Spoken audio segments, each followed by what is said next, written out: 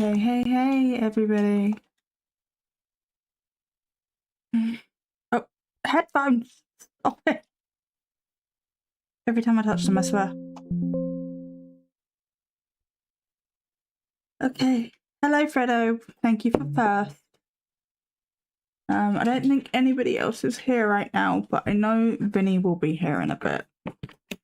I think tonight's not a great night.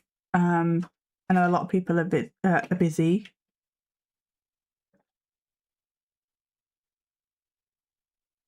Having lives on a Saturday.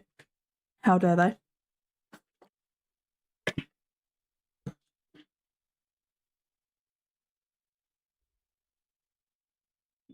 Yeah, you are. You've got the bits next to your name. Oh, you're the bits leader. I am indeed. You hold the crown. For now. For now, yeah. Okay. Well, I think we'll just get started. We'll spin the wheel, and we'll see how it goes.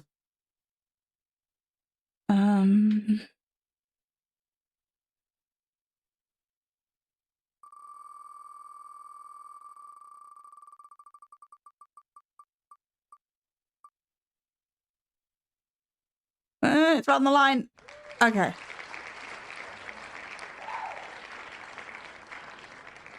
Okay, we've got Ghost Theory. They're an English team. So I don't actually know what they've been up to recently. I haven't looked. I think they do slightly longer videos though, so that works out for this. Ooh, Theory of Ghosts sounds fun. The theory of bullshit. The date. Okay. Hey, Kimberly. I'm at work until 7. But I'm on my lunch break and I wanted to stop by and say hi. Well, I can't wait for you to watch it later either. But thank you for popping in. I appreciate it.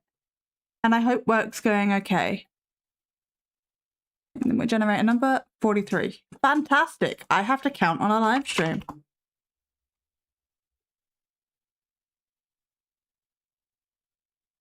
Oh, that logo from yesterday was Ghost Theory.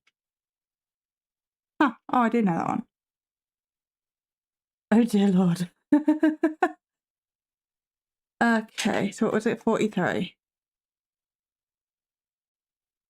Around members' content as well. Right, that's a premiere. That doesn't count. 1, 2, 3, 4, 5, 6, 7, 8, 9, 10, 11, 12, 13, 14, 15, 16, 17, 18, 19, 20, 21, 22, 23, 24, 25, 26, 27, 28, 29, 30. Oh my god, no, don't do that. 30, 31, 32, 33, 34, 35, 36, 37, 38, 39, 40, 1, 2, 3. Okay. This one. Nicorette helps you enjoy freedom from... Shush. We're very busy today, but thankfully I don't have to close. My head hurt so bad last night. I was getting sick. Oh no, I'm sorry. I know everything's really tough for you right now, especially with working and everything. I hope you can go home and rest later, and I'm glad that you don't have to close, because that would be a long shift.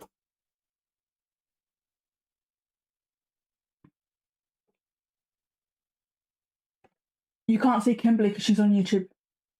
It's on the chatty chat on screen.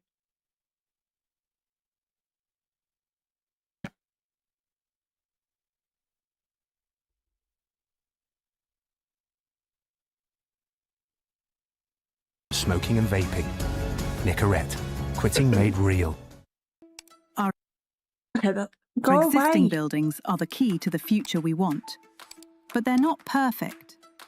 Across Europe, the Okay. Hey, Vinny. Welcome in. I hope your phone call went okay.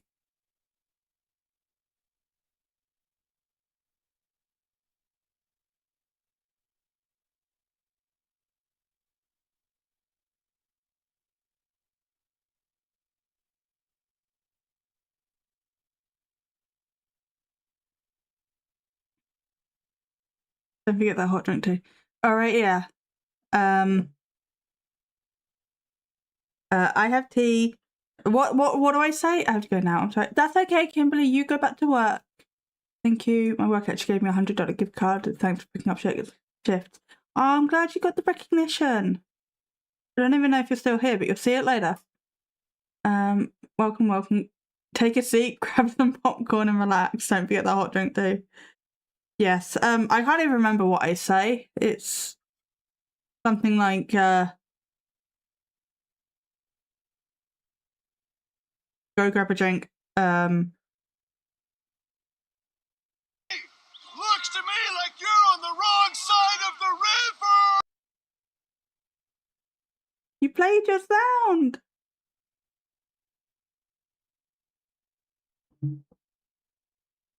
Do you like it? Yes. Yes. I thought you would like that one.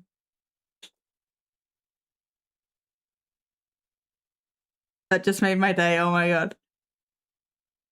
Well, I'm glad you enjoyed it. I'm glad you like it. That was important for me. I need to change Annie's. Well, I don't need to. I think her one currently fits her, but I since thought of a better one, and I completely forgot to change it before she came, or before I went live, and I don't know if she's going to come in today or not. But yeah, I need to change it.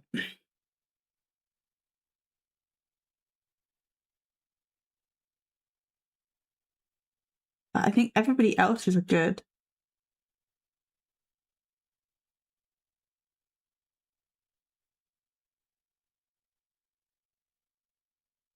I think my favourite one is Freddo's, but I might be a bit biased on that. Anyway, the date. So we can go 15 minutes 11 or 11 minutes 15. What's around 11 minutes? They're in a dark room. 10-15? They're in the same dark room. I don't really think it matters. I will do a poll though.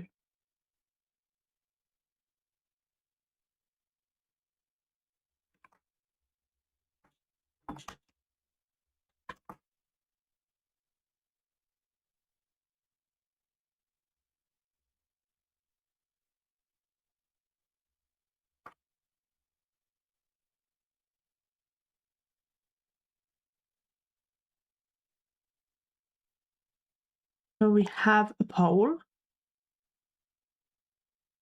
If people don't vote, that's fine. I can make that decision, but I like to throw the decision out to you guys first.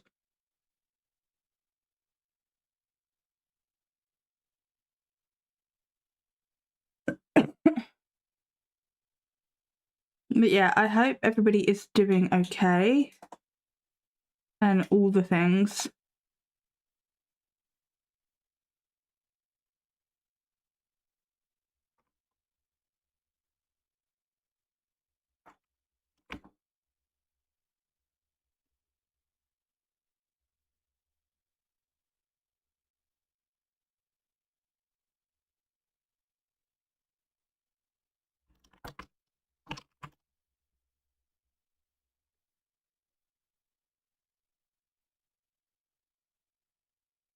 Okay.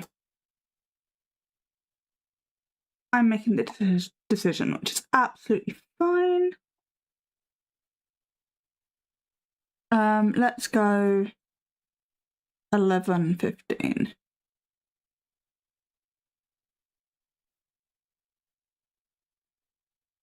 Cat food. Arriving today with Amazon Prime. That's off your mind. So now you can worry. Okay, hang on. Do we know where we are?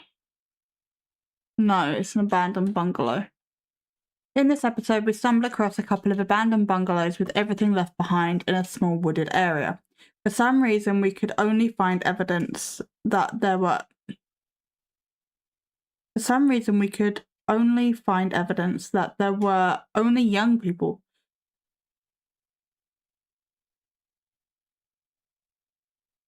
living in them without an adult. But then we started to get some incredible paranormal evidence to suggest something awful happened in one of the bungalows.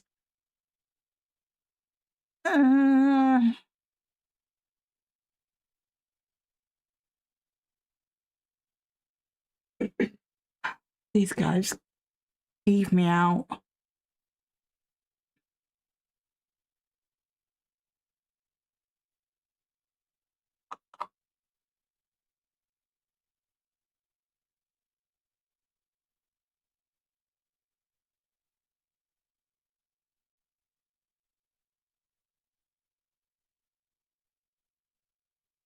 It's a young adult home. House mothers come during the day to cook, clean, care for the mentally and developmentally delayed young adults who cannot live independently.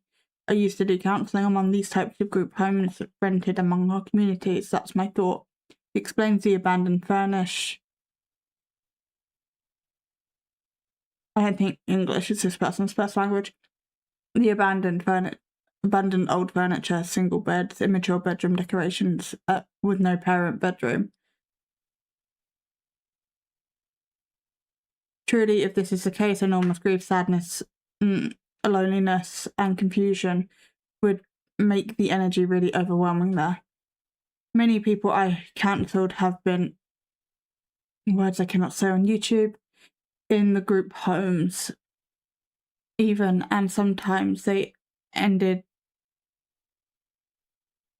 their lives or had to be inpatient mental hospitalized. They wanted adult lives. They saw the people in the world having. Many didn't. This is written, whether English is their first language or not, this is written really badly, and with my dyslexia I'm struggling to read it. Many didn't comprehend. Families often abandoned them.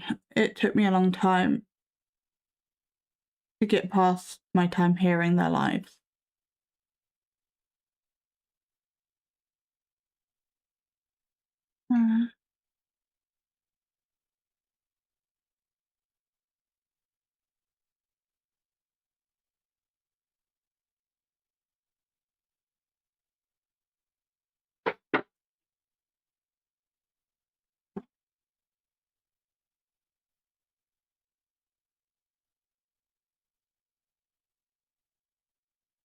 Okay, there's nothing really all that interesting in the comments, but I just like to check.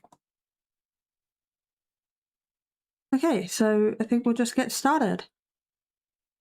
Good. You got like everything up to that point, I take it, with that camera. What do you mean? I don't know. I don't remember where I started recording. I don't remember I started recording because we heard it, or if I was already recording and was in there. So what's weird is we both knew what that sound was. I guess Instant. I've rolled weights around before. Yeah, I knew it instantly. Well, also when we come out the room, you can just see it. Yeah, it was here. Like where we had already been, so you just know that. Okay, let's just start Paranormal here and see if that can happen again. Thank you so much. If that was you, can you let yourself They don't. Don't they look ever so professional, right? I might go back a little bit just to get context about this flipping dumbbell.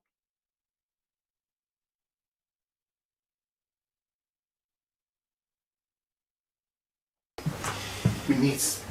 What the hell? A rat? No. I know there's always like, oh, was it a rat or was it the wind? Genuinely, right now, there's another one there. What fuck? I thought you were talking about a rat. No, I thought that... There's another there, look. I know, I saw that earlier. I didn't see that. Yeah. That is paranormal. We have to film. But What is? it doesn't just do it on its own. It's better. Touch it at all. Not to see it then, but like, well, I wasn't. Well, For the Love the ad. for the proper investigation. when we returned back to the bungalow, we both heard the sound of metal rolling across the floor. Now, I thought it was Elliot, but he was just coming out of the kitchen, and Elliot thought Okay. I'm glad they've sort of changed this, because when I first covered these guys, the video that I watched, which was awful, by the way, but they were doing this whole like cinematic talking about their experience after the fact thing, but they were doing it like this. And so camera's over here and they're just having a conversation with whatever is over here.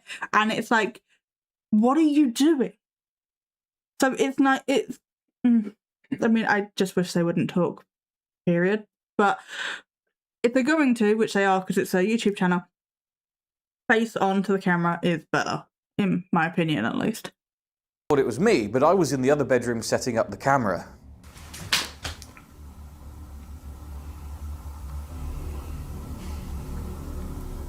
Do you know, I fucking knew it. Yeah. Instantly when I heard that, I knew. How the absolute fuck? I knew that was the sound. Instantly. I knew that was it. Wait, so they didn't...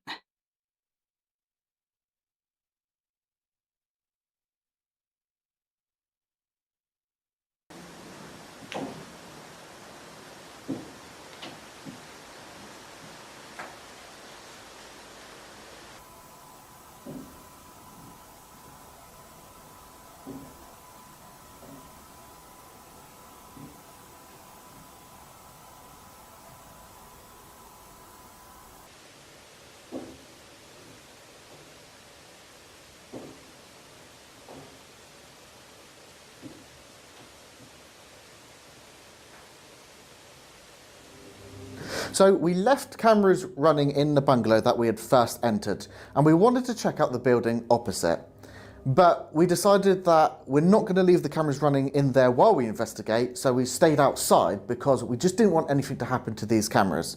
So we collected our cameras, checked out the other building, and then came back to set up again for the proper investigation. When we returned back to the bungalow, we both heard the sound of metal rolling across the floor. Does that sound like metal to anybody else?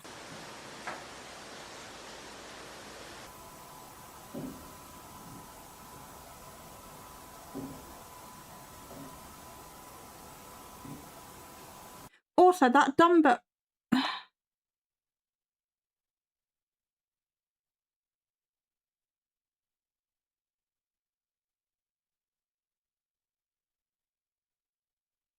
That's not metal. Well, obviously, like, some of it's metal, but... Is that metal?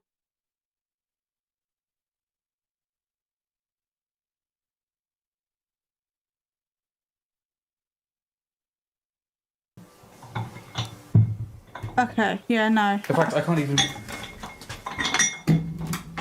No, that is making significantly more noise. It can't have been that noise, because these aren't on very tight.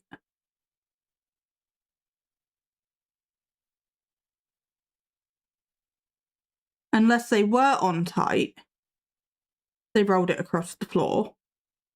And then they went back and loosened it so that when they went to recreate the noise, it's all jangly and like, they can't recreate it. I've noticed with them that a lot of stuff happens off camera or when they're outside. They like to leave their cameras inside and just go stand outside. Just see what happens, and then majority of the time something will happen. I have no basis other than behavioural typing. I can't, with it happening off camera, I can't prove it. but that would be my best guess from like observing their past behaviour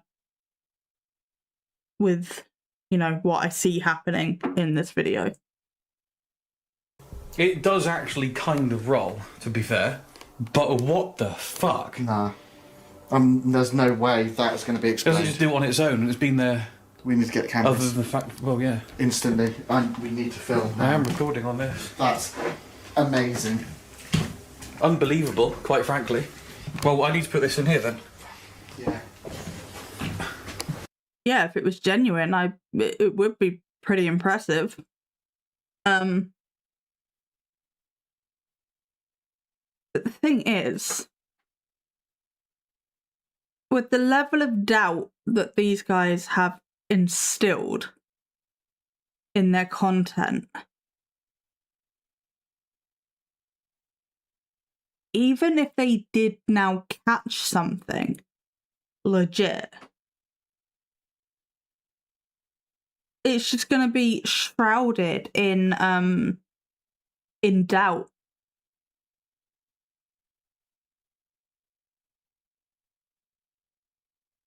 Like, it's like the boy that cried wolf. You know, if you lie enough times, you know, the one time you tell the truth, no one's going to believe you.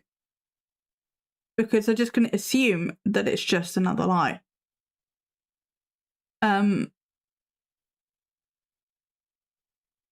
no, I don't believe that dumbbell ran over the floor by itself. We need... What the hell? A rat? No. I know there's always like, oh, was it a rat or was it the wind? Genuinely, right now, there's another one there. What fuck? I thought you were talking about a rat. No, I thought that... There's another there, look. I know, I saw that earlier. I didn't see that. Yeah.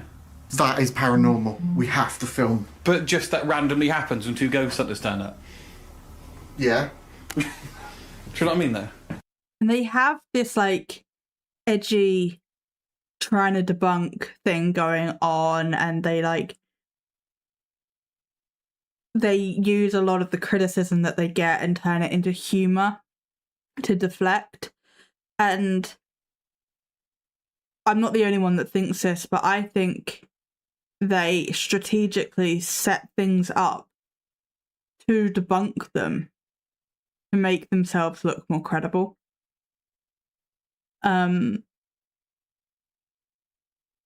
Because they don't debunk everything, like this dumbbell thing. I think they do. Hey Ben, they do just straight out fake some things. But they also set things up to debunk it. And there is like also a degree of severity between the things that they set up to keep and the things that they set up to debunk as well. So you can typically tell which way they're going to go with whether they're going to keep it or not by how dramatic it is. Like, What if it's haunted? There's yeah, haunted. but the chances are just pathetic, aren't they? Like, good. You got like everything up to that point, I take it, with Don't that know. camera. What do you mean? I don't know. I don't remember where I started recording. I don't remember starting recording because we heard it, or if I was already recording and was in there. So what's weird is we both knew what that sound was. I guess Instant. I've rolled weights around before. Yeah, I knew it instantly. Well, also when we come out the I'm sorry, are we keeping you up or are they just that boring? Shut up! Oh, I'm sorry I have a fatigue disorder, you know? I'm sorry that sometimes I'm tired. I'm tired all the time. You're the one that got me up at 4 p.m. today, because I was sleeping.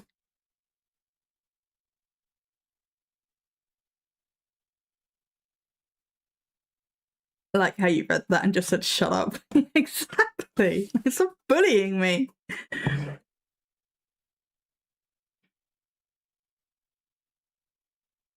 I hear the typing of the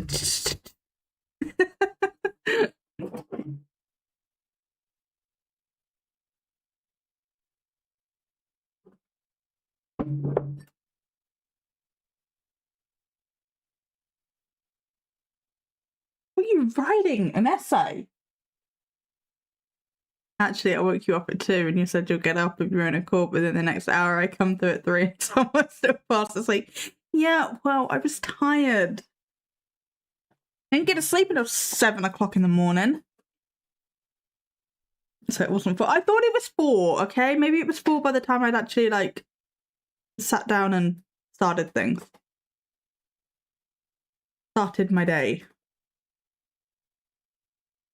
Oh, we're in ads now, so I am going... I think we're in ads. The box disappeared. I don't know whether we're in ads or not. Yeah, well, if somebody would go back to the land of the employed, then my sleep schedule would iron itself out. So if you could get on that, that'd be great. And I am trying not to yawn.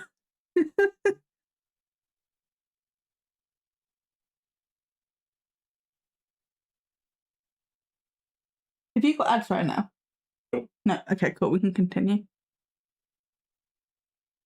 Room, you could just see it. Yeah, it was here. Like where we had already been, so you just know that. Okay, let's just start paranormal here and see if that can happen again. Oh, it's not going to happen Thank you again. so much. If that was you, can you let yourself be known again? Can you move the weights again for us? Okay, hang on. I want to check something.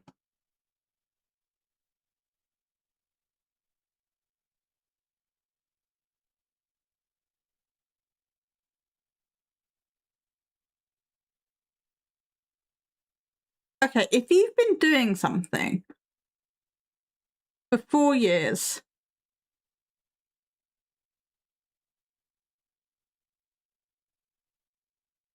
I have umbles, do I?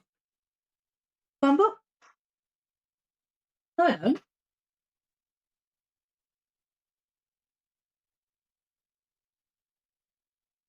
Oh. She's up there. I wanted to steal her. She's like a kitty. Okay, now that's Okay.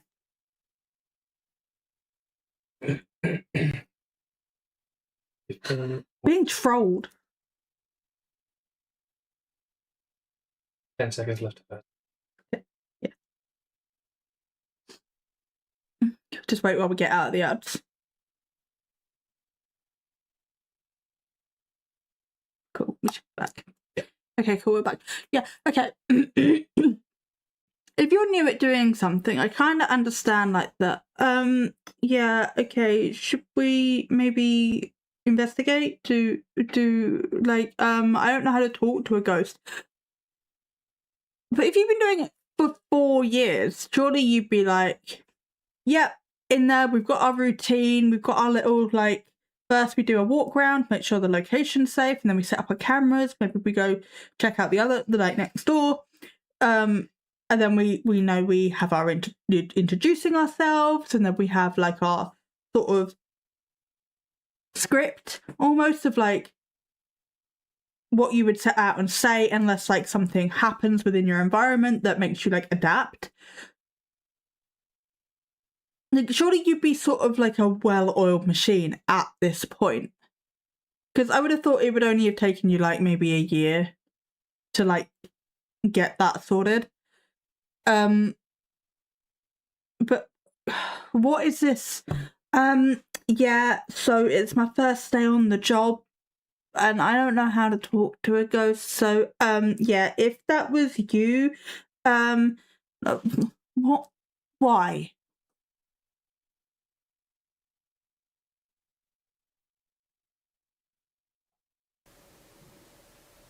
Can you kick them towards the door like you just did?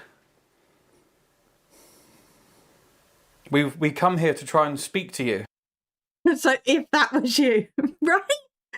Like, if it wasn't the macho rat that people have been talking about in the comments, and it wasn't either of them, or maybe the secret third person that they might have, because they've been accused of that a lot as well.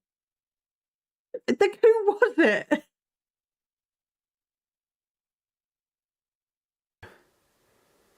And we're thinking that potentially it was you that just moved the weights that are next to the bed. The footstep. Next to the weights. Are we going to hear that? Huh? Are we going to hear that? The footstep. Next to the weights. That was not next to the weight. I'm sorry. I don't know. How do they have their microphone set up? Do they have microphones on them? Or are they using microphones on their cameras? Either way, that click sounded like it was over there. It was like down the hallway kind of distance. We have, I don't know which microphone setups they're using, but they have three handheld cameras within that room. Technically one's on a tripod or the bed or whatever it's resting on, but they have 3 cameras within that space. Presumably all of them have microphones. So why, if it was by the weights, which are on the floor by their feet, does it sound like it's down the hallway?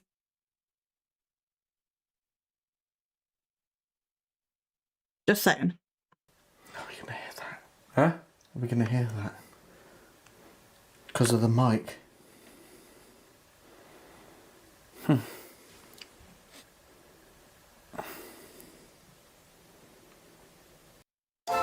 Oh, Etsy. Yeah, should we play it? Gifts that say I get you. Aww. Etsy.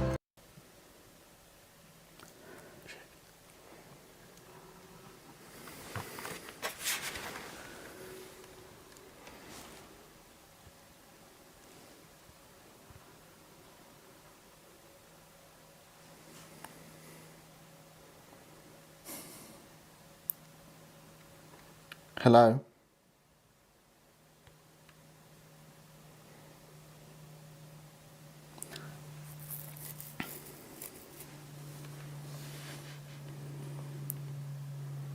Do you haunt this house? What question's that? Sorry, that's impossible, and it's pissing me off. You can't brush past it. That doesn't just roll away on its own. It just doesn't. Can you try and... It just doesn't. No, the floor It is doesn't. solid. It doesn't even really keep... I know your foot stopped it there, but let me just try this again on these cameras. It was here, roughly. Yeah. If I kick... It'd be funny if a ghost said, "What the hell do you two idiots want?" Exactly. Like, ghost, step it up. Start sassing the ghost hunters back. Doesn't. solid. It doesn't even really keep... I know your foot stopped it there, but let me just try this again on these cameras. It was here, roughly. Yeah. If I kick that... It doesn't keep rolling like No. it sounded. Oh yeah, it does. Yeah, it does. does. It does when you kick it properly, which you did by accident. You could tell by their reaction that they didn't mean to kick it properly. Surprised they kept that in and didn't retake it, to be honest. with Oh, force. Yes. And it's ended up basically where it was. So with force, it will end With up there. If you a don't lot- actually move it hard enough, it just wobbles too much and stops. That's a lot of force. So it has to be kicked, basically. Yes.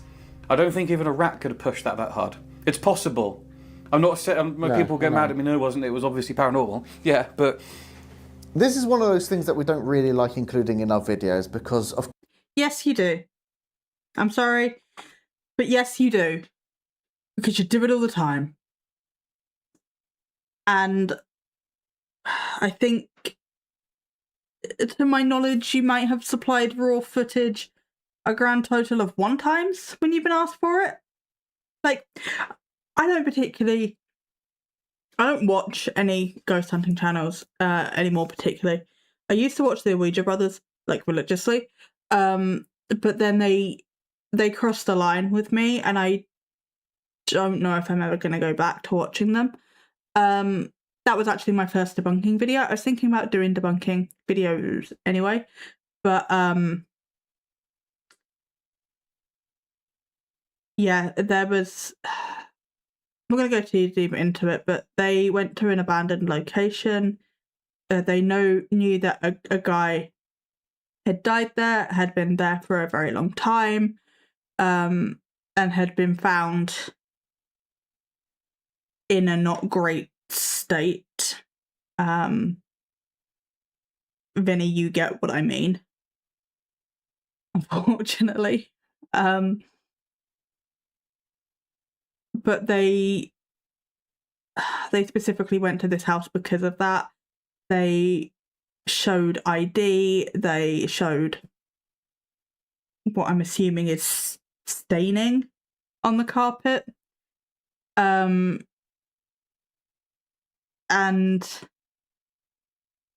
then after the fact, like, you can like go somewhere, you can make a bad choice, but it was the lack of the accountability after the fact. It was the, well, no, it's your fault for being offended. It's you know, we put a vague ass trigger warning on it, like you chose to watch it. Like, yeah, a trigger warning's supposed to be specific so that we can choose whether we watch it or not. Yeah, it was more so how they handled the backlash rather than what they did in the first place. I have completely forgotten my point. Go, love this. But I know that I started talking about them because they are like one of the teams I would probably trust any activity coming out of, like, not that it's 100% paranormal, not that it's 100% like proof of spirits or whatever, like there are mundane explanations, raw footage, that's why I started talking about this. But any time they have been asked for raw footage, they just hand it over. It's like, here's cam 1, here's cam 2, we sync them up at the beginning, we just do straight recording. So they never stop those cameras. And if a debunker asks them for footage, so that they can try and help, like, prove anything or debunk something, they just hand it over. The fake channels next to never do that. And also, some fake channels have been found doctoring footage and then sending edited footage claiming it's raw footage. And I can't remember. I don't think these guys have sent edited footage claiming that it's raw. But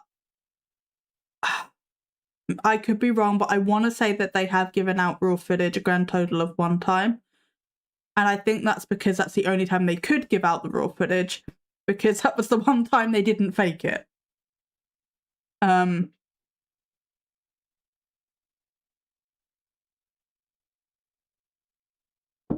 But the way you can tell whether a channel is more reputable or not is how they engage and interact with debunkers. It's, are they handing out raw footage? Are they asking for opinions? Are they, you know, like trying to crowdsource it was like the whole I Love You Care Home with the Ouija brothers. This went on for like 2 years. I think it did 2 years to debunk what was happening there. Because everywhere they went in this building, it was like this little, like, I love you. And it was like a couple of voices. And it was like an old care home. It's been demolished now, unfortunately. But they were like, maybe it's a sound clip on my phone. Trying to open like all the apps and everything, trying to find this sound clip. It's like outsourcing to the community of, you know, could the community find the sound clip and all that sort of thing. And while we can't prove anything now that it's been demolished, they can't go back in and check because it was a retirement home. Hi, Miss Steve, welcome in. Because it was an old retirement home.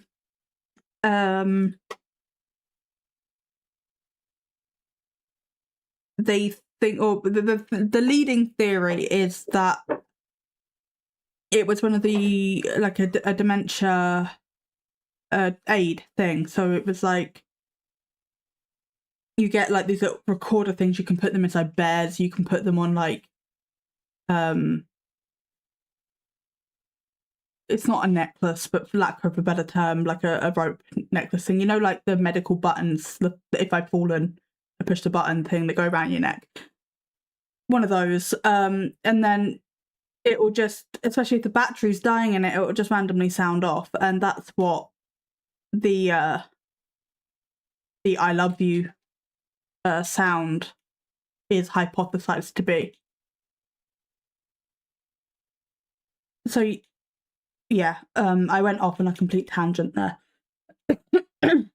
But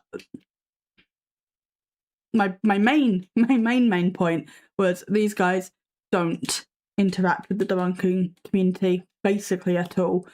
They are really sketchy with handing over raw footage, if they ever have.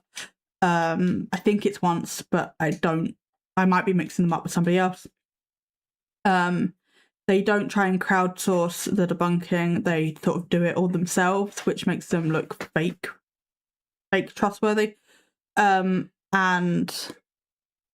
they exploit a lot. They cross a lot of lines, and I don't like it. Yeah, let's continue. Of course we weren't recording, and of course we didn't see it, and it's pretty damn phenomenal. Now, it could be an animal, highly unlikely, but I think we've got to put it down to one of those things that we will just never know. It's one of those ridiculously typical, like, yeah, of course. It's not every day you get to witness that sort of shit. No, it's weighing down on me, if I'm honest. But you know, it's so annoyingly like, yeah, of course, we were in the other room. Well, yeah, didn't of course, see it happen. we're just going to be staring at it, and then it happens. No, but you know what I mean? Oh no, a tangent. That's never happened before. Shut up.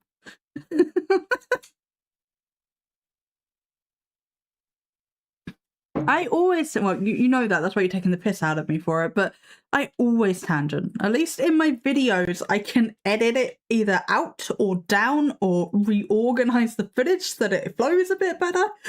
I can't do that on a live stream. So you just gotta rough it with me and how I have to rough it with me. It just fucking annoys me sometimes. I mean, you're in less places than you are in more. Wow. Okay.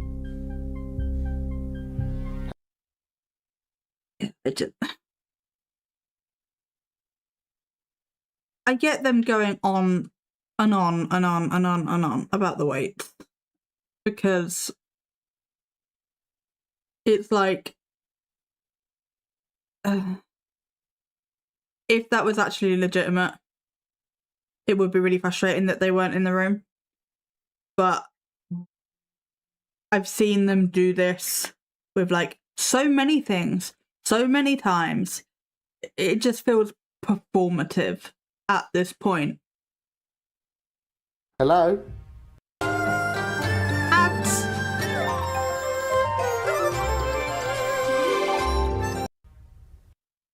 Hi, sorry I'm late. I had dinner with a friend, but I'm here lurking. That's okay, Rainbow. Enjoy your luck. I knew you were busy tonight. How dare you have a life on a Saturday night? What the hell was that? I don't know. It was an advert for an ARG thingy. I don't know. I wasn't paying attention, to be perfectly honest with you.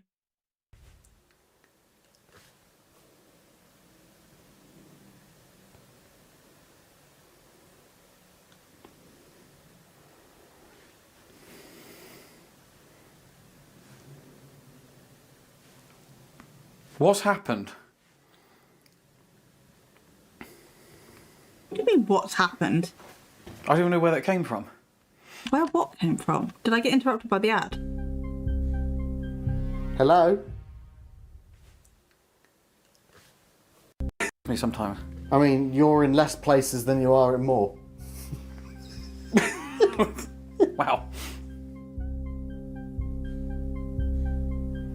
Hello? No, they cut it off. So I'm skeptical that there was even a noise to begin with if they didn't show it in the video. What's happened?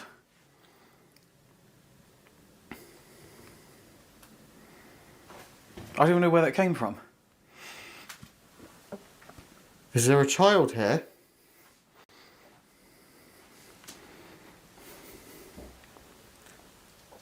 Oh, that was in that room. I just started to touch this, but it wasn't that. No, it was...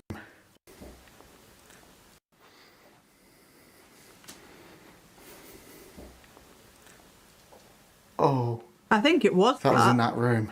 I just started to... I think...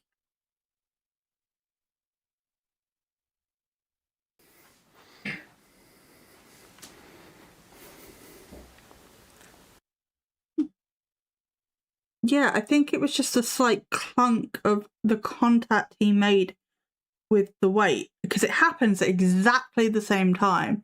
The chances of it being something else in that room, it's possible, but I wouldn't say it's particularly likely.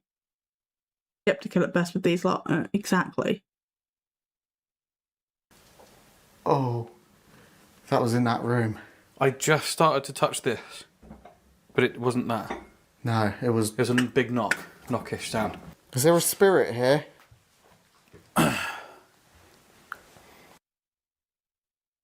I think they're splicing this content because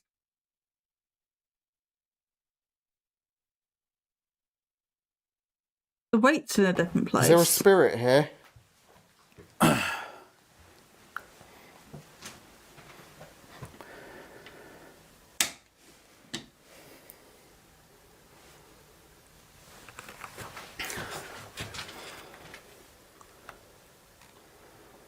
Yeah, I think that weight location is an editing error, well, not an editing error, but a continuation error. You know, like when you're watching a film or something, and because they've spliced multiple takes together, it's like sometimes they're carrying a coat, sometimes they've forgotten to take the coat with them, sometimes it's in the other hand. It's just those very subtle little differences that prove that it was like cut up and spliced in different takes, all mushed together. I think that's what that weight placement was, which is not the type of content that they're selling.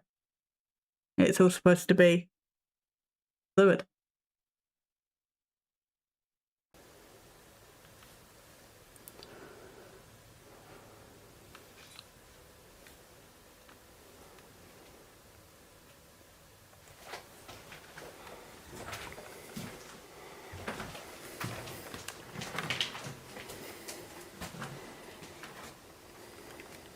That sounded like the kitchen table. There's a drawer open.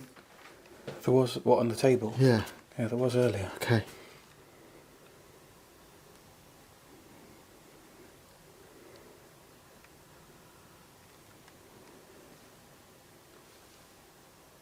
This is good. This is it. This has got it. This has... You know it, don't you? Yeah. You just know. I know there's someone here. Yeah. Well, there's two twats there, but I don't know about anything else.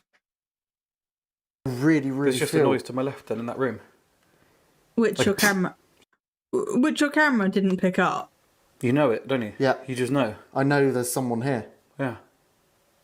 I really There's just feel... a noise to my left then in that room. Like a pfft sound. Yeah, their cameras, the microphones are picking up literally everything. Even him scratching his beard, which is closer, granted. But, like, they're picking up everything. But that sound. Like, yeah, sure. Okay. Laughed out loud at that. Well, it's true. Like in here, in the room we were originally going to set a camera up in. Okay. I don't want to go in there.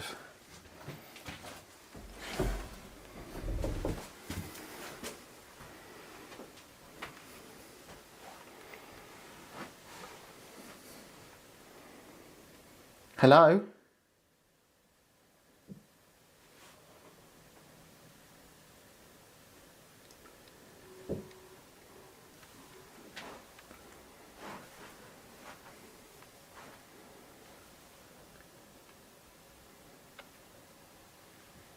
Hello?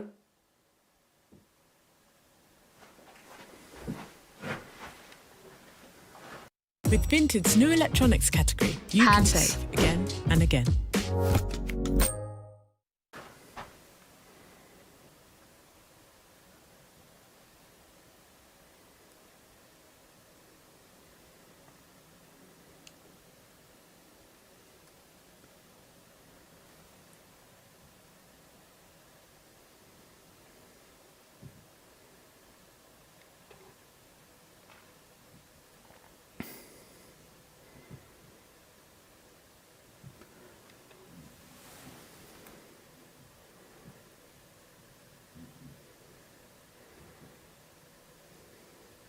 Okay.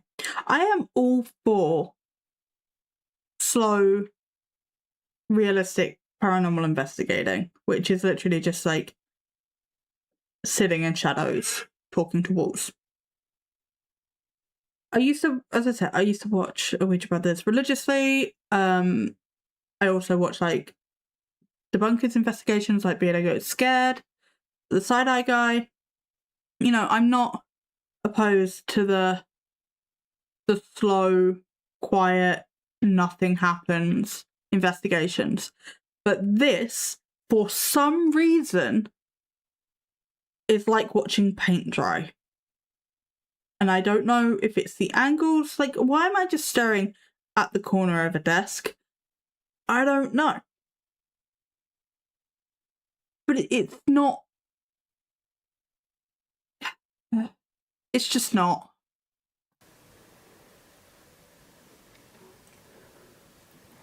I don't know what to do, what to say. I just want to listen. There's an incredibly cold breeze. Like suddenly.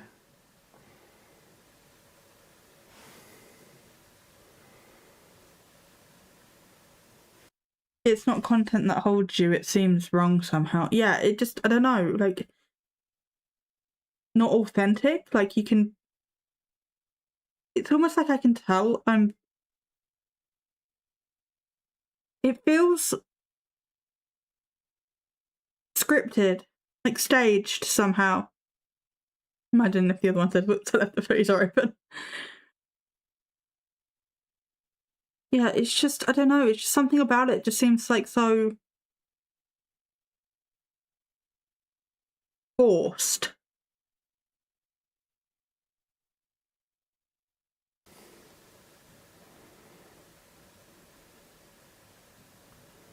What the fuck is going on?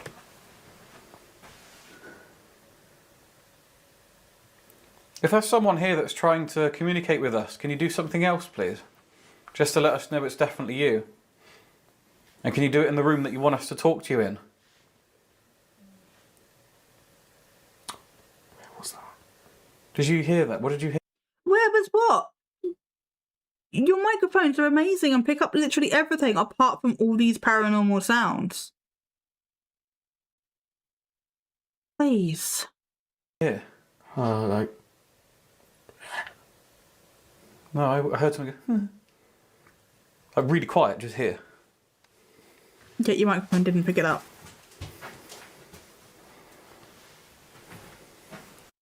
Can't help thinking that spirit wouldn't give a shit which room you were in when they can pass through walls, etc. Exactly. Exactly.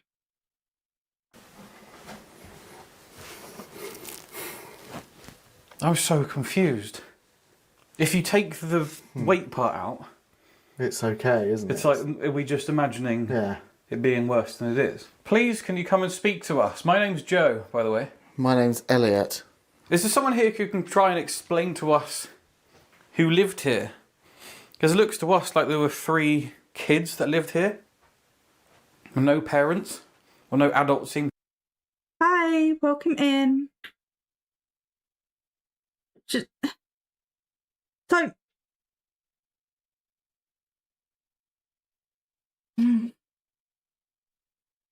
We've had a weight roll across the floor. We've had paranormal sounds that we can't hear for reasons. And now they're like we've had Water and water and water, water, water and water and water, water, water and water and water, water, water and water and water, water, water and water and water. You know that's the rules. I don't know if those sounds low on YouTube. Thank you, Fredo. And thank you, Vinny, for keeping me alive. Water and stretch. Yes. Yeah, but we've had paranormal sounds just randomly when they haven't been asked for, that the microphones haven't picked up. And we've had someone's got a what are you on? Exactly. But Fredo did clean out my bottle so that I can use it again, because I let juice go bad in it and then it just tasted like bad juice, and then I tried to get the taste out and then I couldn't, because I can't stand there and like scrub it that long. And Fredo finally fixed it for me so I can use it again. Yeah, and now they're asking. They asked for a sound in a room and got nothing. And now they're like, oh, can you explain? They can't do ready, fix it exactly. Yep. We are in ads, so I should probably wait a minute.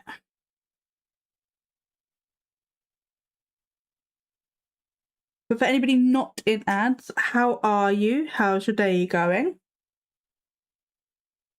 I hope everybody is good.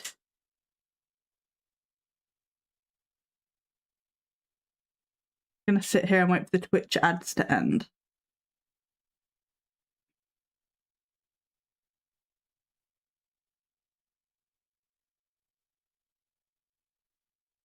I also can never decide which drink I'm drinking, and I'll just sit here and swap between tea and juice.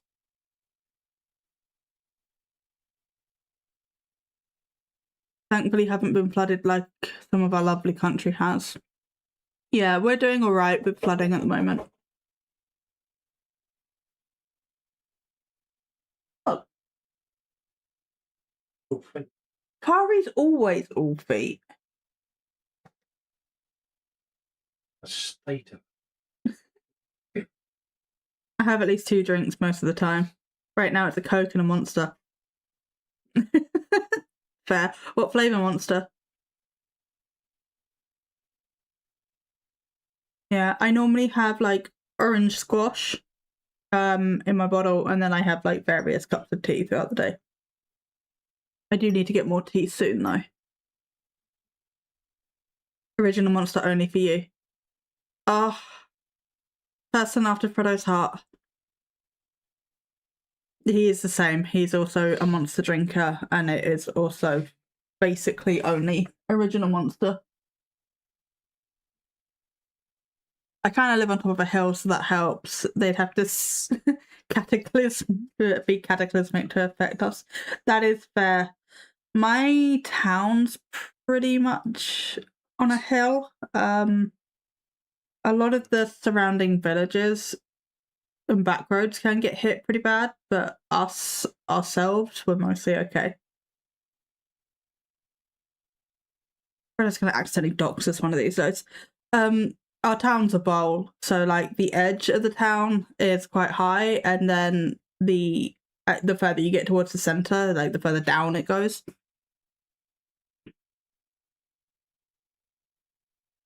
Which is great when you're walking, because it doesn't matter which direction you go in, you're always walking up a hill. Yeah, I can see some fields from my window that are right next to the river, so they usually flood. Yeah, I'm not surprised.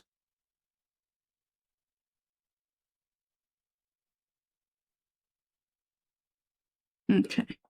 To live here? Or was it 3 adults that love stickers? There's nothing wrong with that. It's just very interesting. It's not very often we come across a house with 3 single beds.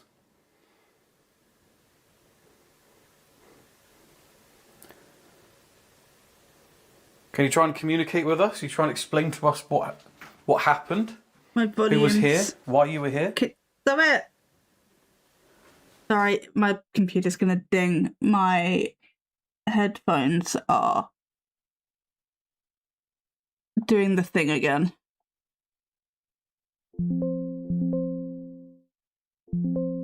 Okay, cool.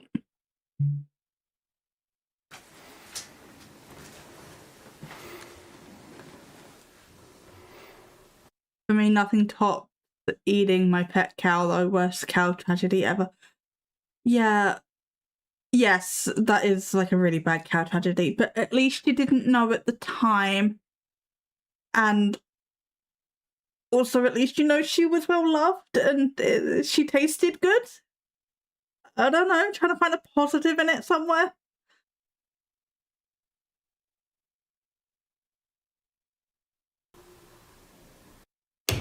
Ah! Alex, can you sit at my desk? I don't like that, but it's the best cat I've ever had. Can you push those weights again as hard as you It was all that love you poured into her. The cows near me were rescued, by the way. Okay, good. I'm glad the cows are okay. can? That'd be an incredible way to let us know that you're here. Look at all the random bits of carpet as well. It's like it's loads of different bits of flooring, look. Yeah.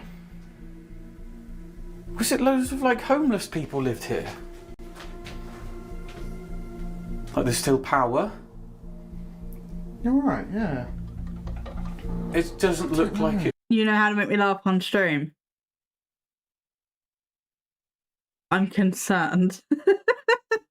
That's such... Oh my God.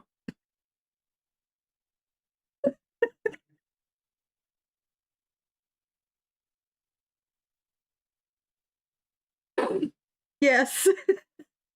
Dad sludge. Dudge. Deludge. Deludge.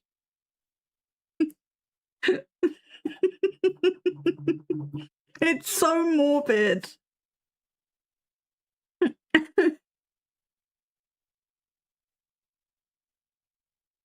It was lived in by people necessarily supposed to be living in here. While editing, I realised that you can't actually hear anything that we're hearing because we were just using the microphones built into the cameras because the directional microphones we use are so bloody heavy with it all together. So we thought we'd try a lightweight setup, but to be honest, it sounds complete shit. So what we did is went and bought another new microphone and then went back 2 days later, and we're really glad that we did. Okay, so 2 days later we are back. A few issues with the audio, the fact that we didn't have our microphones on really sucked, and we were... Right, so, do you want to place bets as to whether the activity basically picks up where it left off?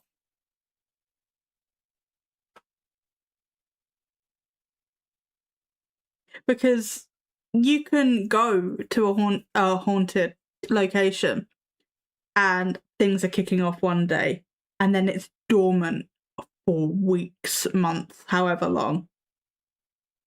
I've never been, I want to go, I've never been, but 30 East Drive in the UK is a good example of that.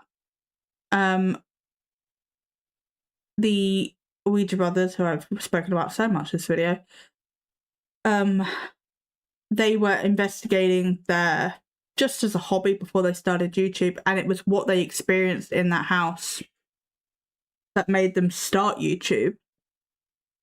Beardo has been there, he's a debunker. He has experienced things that he can't explain in that house. Nobody's necessarily claiming ghosts, but I don't think ghosts and paranormal are synonymous. I think paranormal is, is actually defined term, which is anything that cannot be explained. Doesn't mean it's a ghost. And something can move from being paranormal to normal once it's been explained.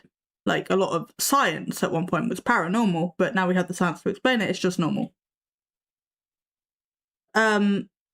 Anyway. You can go to 30 East Drive and have absolutely nothing happen. It's the most boring house in the world. You can go to 30 East Drive and have a really interesting night. It just depends on the day. And if you're consistently going to locations and getting activity after activity after activity after activity after activity, it's fake. It just is. But especially if they have gone to the same place 2 days apart, and if they are going to get activity consistently, that is also a huge red flag for me. So my connection is being strange, as it does, just in case I randomly disappear, but hopefully I won't. That's okay, Ben. It happens. The weather doesn't help. So, yeah. Well, we'll just have to see what happens. I don't know. Oh, we've... 7. We've technically overshot, but I'm kind of invested in this, so I'm going to keep going for a bit. But just weren't picking up some of the sounds that we were hearing, so we are back to try and finish this and hopefully get some paranormal activity, because we are ghost theory. Which is annoying because we could hear stuff. Yeah. But you just can't hear it on these without microphone. This microphone is actually brand new, and we're hoping that's more sensitive than the others. Yeah. You might recognise us. Also, I still laugh whenever I look at the chatty chat. What's wrong with the chatty chat? I like the chatty chat.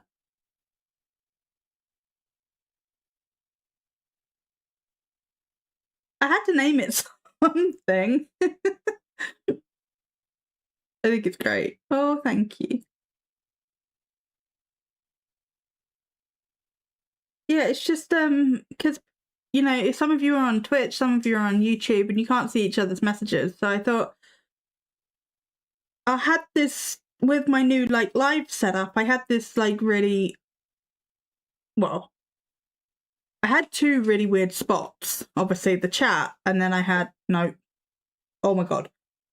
No, oh my, this shouldn't be this hard. That one. So I put the chat up top because that made sense, and then I made this little banner thing for my YouTube channel, and also Project Plumbob, and then I didn't know what to do with the final spot, and I saw the little on air sticker thing, and I was like, yes, that. That's exactly the kind of thing that I would have called it to. Yeah. So your face is technically on screen twice. It is. With whatever me you get on the day, and then a proper nice curated once in a couple of months good selfie I get. Paratwins. You don't want 2 of me, one's enough. We were here 2 nights ago. We've set up a REM pod. It's I am curious.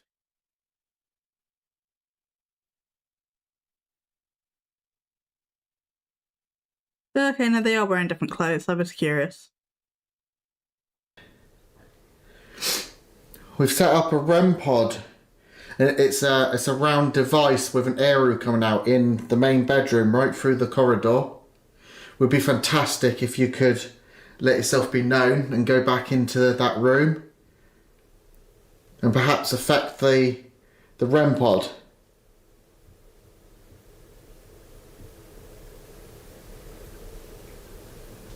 Five knocks, I think. That was instant. Very simple. 5. Odd.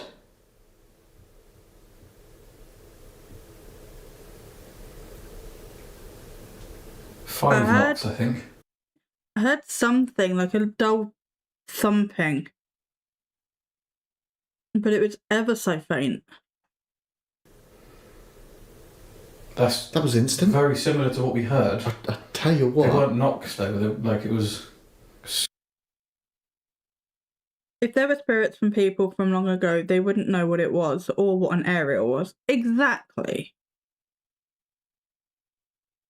yeah, also, we're going on another tangent, but with spirit communication that uses, like, words, like the word, not so much the word banks, because it's, like, pre-selected words, I guess, but there's another app called Transcendence or something, that uses, like, letters, and then the spirit influences the letters to spell words. Or, like, spirit boxes. Why is it always in English? And why is it always modern English? Where's the old English, the Latin, the...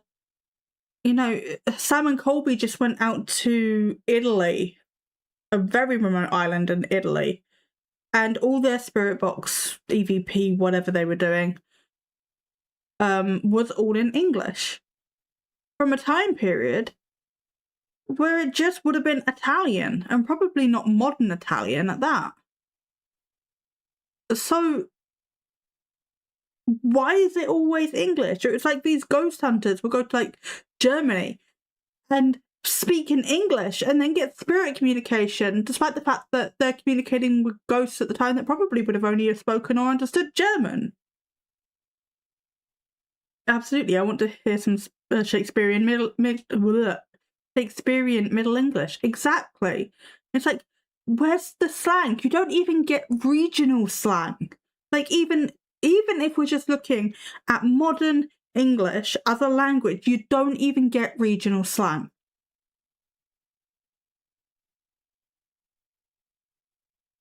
And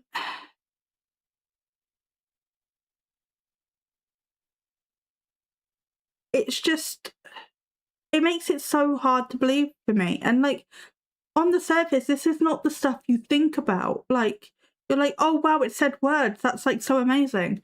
But what if there were spirits of Neanderthals or something? What would they say? Grunt, grunt. Yeah, I mean, I don't know what their capabilities were in terms of language or dialect or anything like that, but exactly, like, why are all, well, not so much all ghosts are human, because, like, there's been a real surge in, like, pet ghosts, like cats and dogs, like that's more of a fad these days. But, like, where are your ghost dolphins or whatever? Like, why is it always the native dialect to the people investigating? And why is it always a loved pet or a human?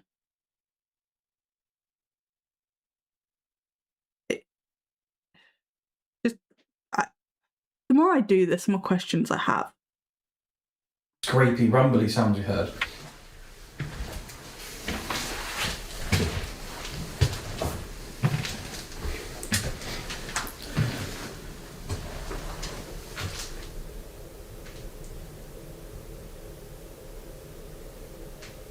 All that device will do is make a noise if you touch the aerial.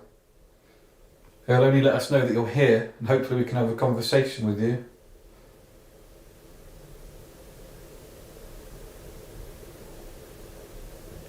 With AI, you can go viral and grow a huge audience even if you have a brand new account. You can use... Oh, good for me. That makes total sense, but phrases like, where are the ghost dolphins, made me laugh. Oh, good. But yeah, where are the ghost dolphins?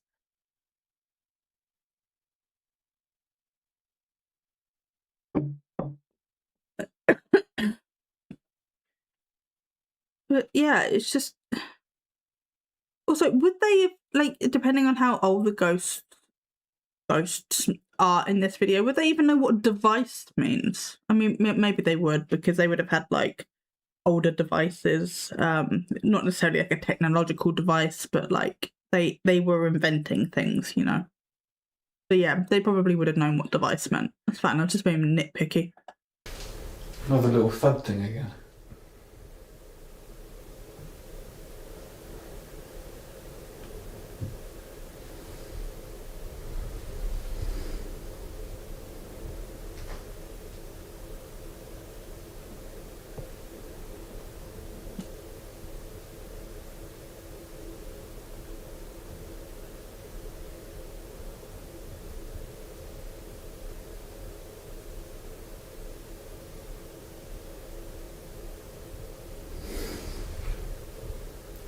Hello. Annie! Hey Annie, welcome in. How are you? Yeah, we have stopped the entire stream just because Annie's here and I wanted to say hi. Hello, good. Good. I'm glad you're good. And a very good point, even though that's a very good point, even though device has been around for a long time, I don't know how frequently it would have been used by the average person. That's a very good point, Ben. That is a very good point. Yes. I forgot to do it before stream, but I have decided I need to change your sound, Annie, because I have thought of a better one for you. So if you want to see what your current sound is, that is absolutely fine, but I am just letting you know that I will be changing it.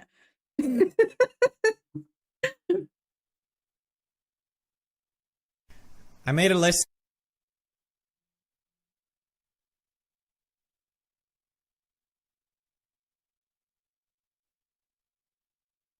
You made a list. Hey, Brain.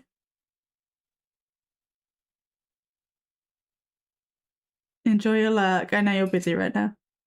I'm okay with changing it. Yeah. It's just because you always come to me with lists. Like, here's the list of this, the stuff we're still waiting for. And here's the list of this. And here's the list of that. And you're always like, whenever I talk to you, you're always like, yeah, I'm just going through like my spreadsheets again of like all my Sims. Is that Fredo on screen? No? Looks to me like you're on the wrong side of the river!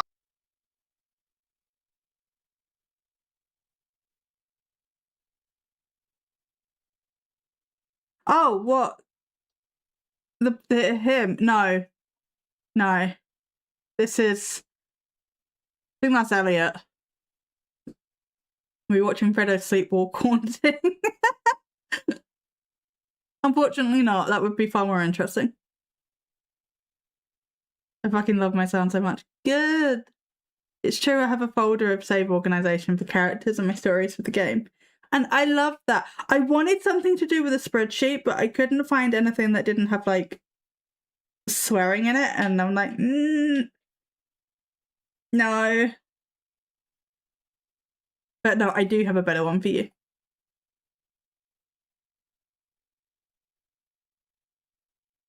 Okay, hang on.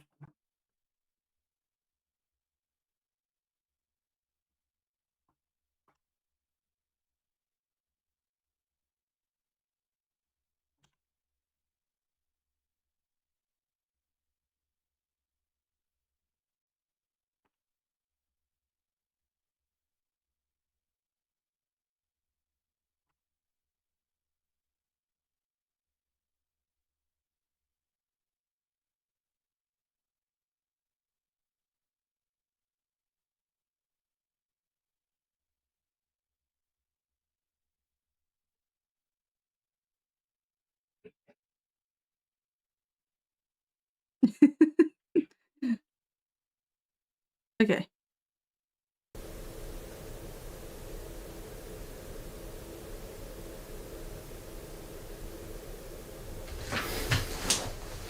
Or if you can't do that, we'd love to know what happened with the dumbbell yesterday. If you could come up and move that again. Yesterday? You said 2 days. Where's the dumbbell? Fly.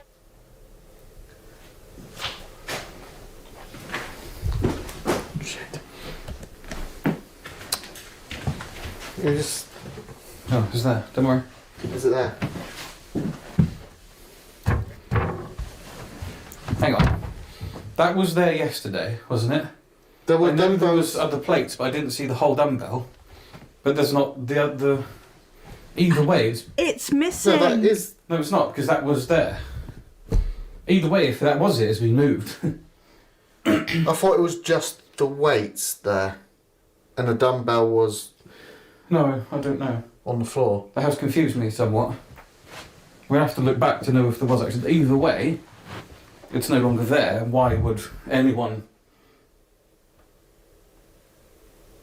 Why would you do that? You know what I mean?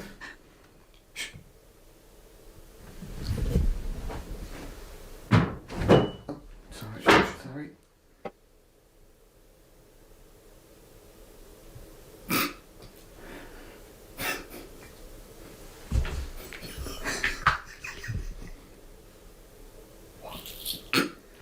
What are they laughing about? It's like a comedy film. I was here.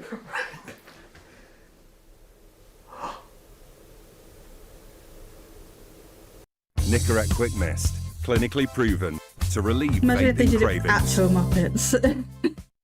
I would hate it more if they did it with actual Muppets. I'm certain I heard the sound of either leaves or paper. Is there a spirit in this house? And what is it with this dumbbell?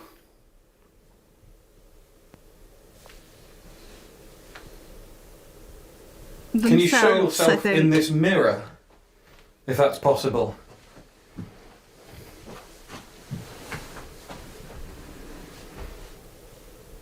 Can you walk up to the mirror? Yes.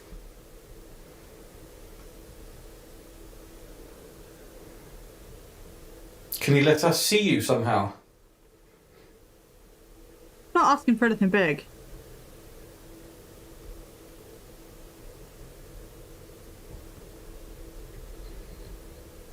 You show your face right in the middle.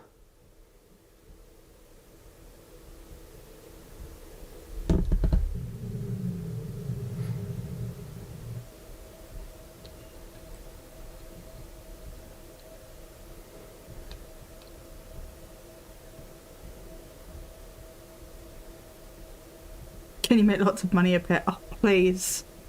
Please.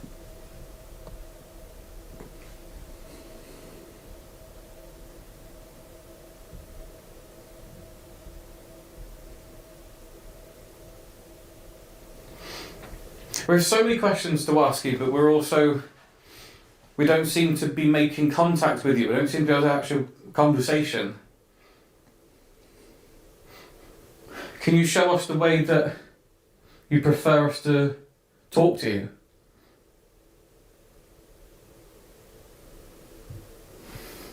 Knock, little knock, yeah. Is that what you want to do?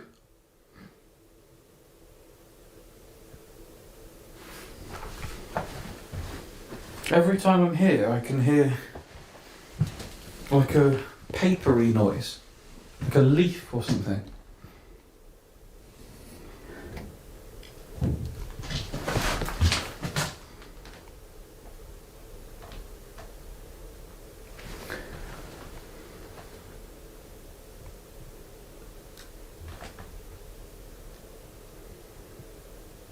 What was that? I don't know. I suppose someone's led in the bath. I'm supposed to see a rat now. Or someone just behind the shower curtain. Shower curtain. Paper sound. What does it sound like? Yeah, it actually sounded a bit like that. That sounded nothing like paper or leaves, though.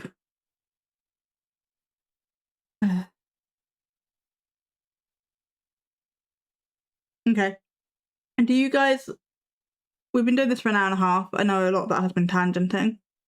But do you guys want to stick with these guys for a little bit longer, or do you want to respin and go check somebody else out? Because I normally only do 20 minutes, and we have done longer than that. But, yeah, I don't want you guys getting bored, so, like, whatever you want. Thank you, Fredo.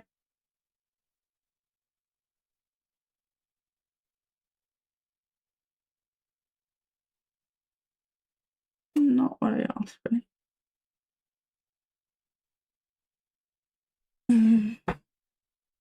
Tangenting.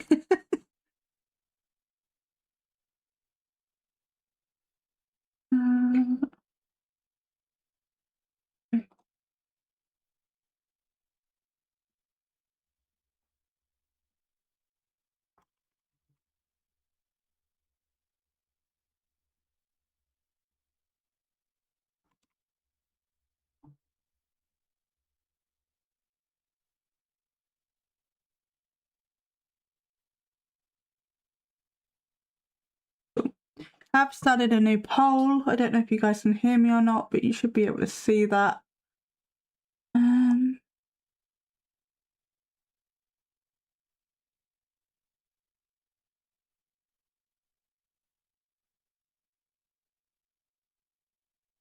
Okay.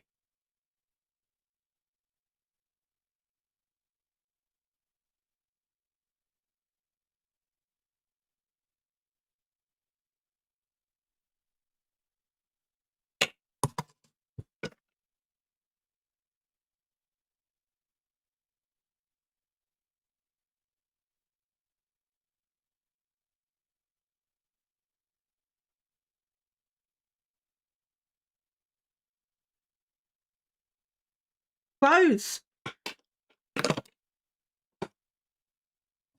I think I've... Okay. I did not break it. I just couldn't work it for a second.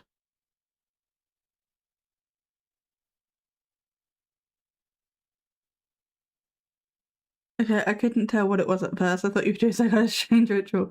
No, I couldn't close my bottle.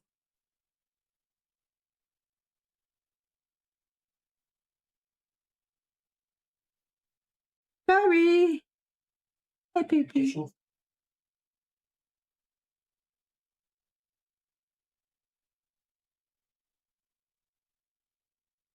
I don't think I'm going to get bothered this live stream.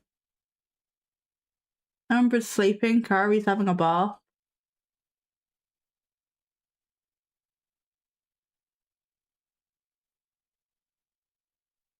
Okay, we will respin then. I do need to make a note of this link though, so I can credit it. I don't have to do that technically, but I like to. All my sticky notes are gone. Fantastic. Oh, whatever, I'll just leave it there. I'll do it later.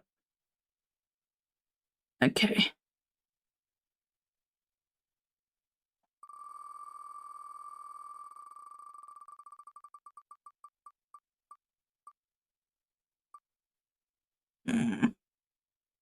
Overnight.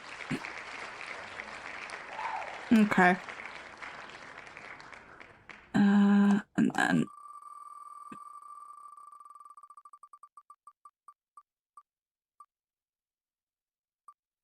the beginning. Cool.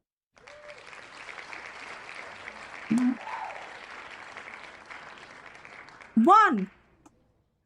We can do that!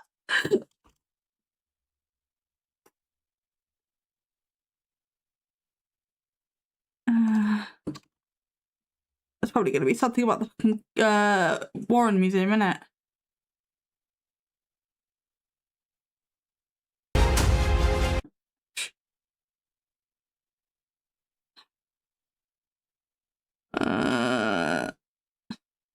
Overnight in the Warren Museum with real Annabelle. Hey boss, just arrived on site. Gearing up now. Time theft. It's costing your business. With Connect Team's GPS and clock-ins, you'll avoid over... Best paranormal experience of our lives. Stream's going good. Around 10 minutes into this episode, we captured the most incredible, unexplainable, and emotional paranormal evidence we have ever captured. Not only once, but water and water and water, water, water and water and water, water, water and water and water, water, water and water and water, water, water and water and water.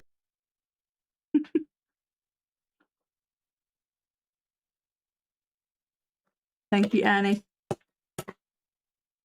Big stretch, you gotta say big stretch. Every time I do a big stretch, you know that's the rules. I was not expecting that sound. I made a list.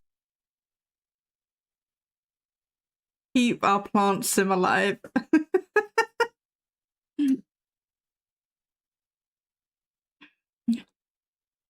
Need to play Freddy's. I'll do it. I'll do it. I'll do it. A queen is never late. Everyone else is simply early. Ah, yes, of course. Freddy! Freddy! I need to show you guys that clip. I could do it now. I could do it now. Looks to me like you're on the wrong side of the river!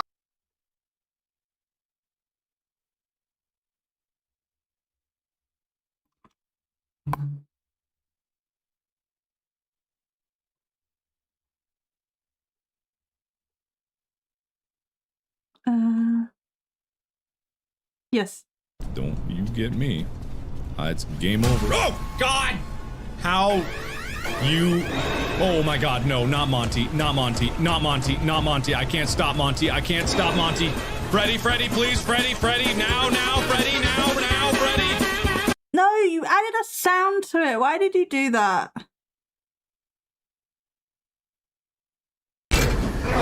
Freddy!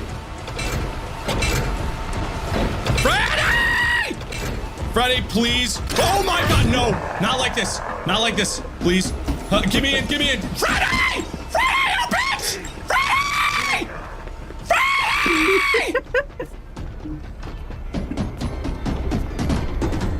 Freddy! Freddy, don't wait your turn. God damn it. Freddy! Freddy? What? Oh my God, no, not like this, Freddy! Oh my God, are you serious? Are you serious right now? You cannot be serious. Freddy! Oh my God, Freddy! Freddy, you bastard! Yeah, so that's the clip. Fun fact, regardez ma souris qui brille.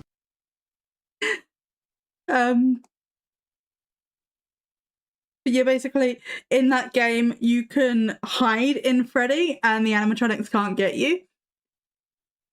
But Freddy was a little bit broken. I mean, the whole game's still a little bit broken, but you push the button and it summons Freddy. He's supposed to run to you, and then you can climb inside him and you're safe.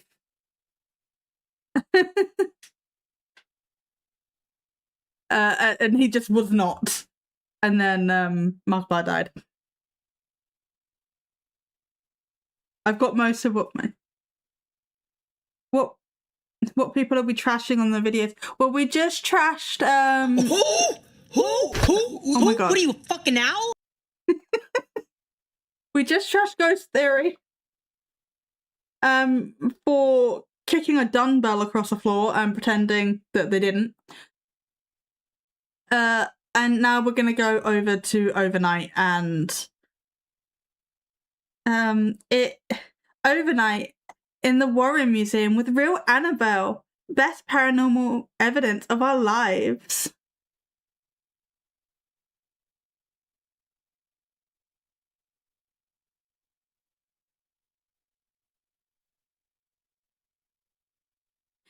But yes, how are you? How is your morning? But yeah, around 10 minutes into this episode, we captured the most incredible, unexplainable, and emotional paranormal evidence we have ever captured. Not only once, but numerous times. On July 31st, 2025, Elton Cassidy and Matt Rife announced their purchase of the Warren home and museum with guardianship over the real Annabelle and the 750 plus haunted Warren occult museum items. Matt Rife, exploring with Josh and Overnight and the Overnight team, all have investigated the home and museum, but this was by far the most incredible moment we have been able to witness in our careers.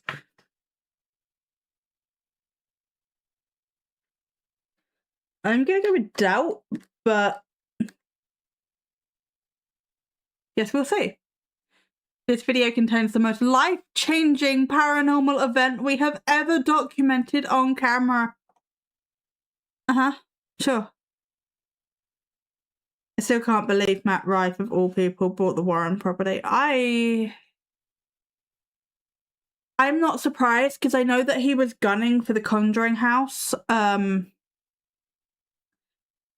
it wasn't for sale at that point in time, and Jacqueline Nunez was like, no, I'm never going to sell. This house is going to be mine forever, basically.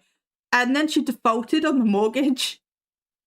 and now it's up for auction. Well, it was up for auction, but then a private debt company or something bought the debt.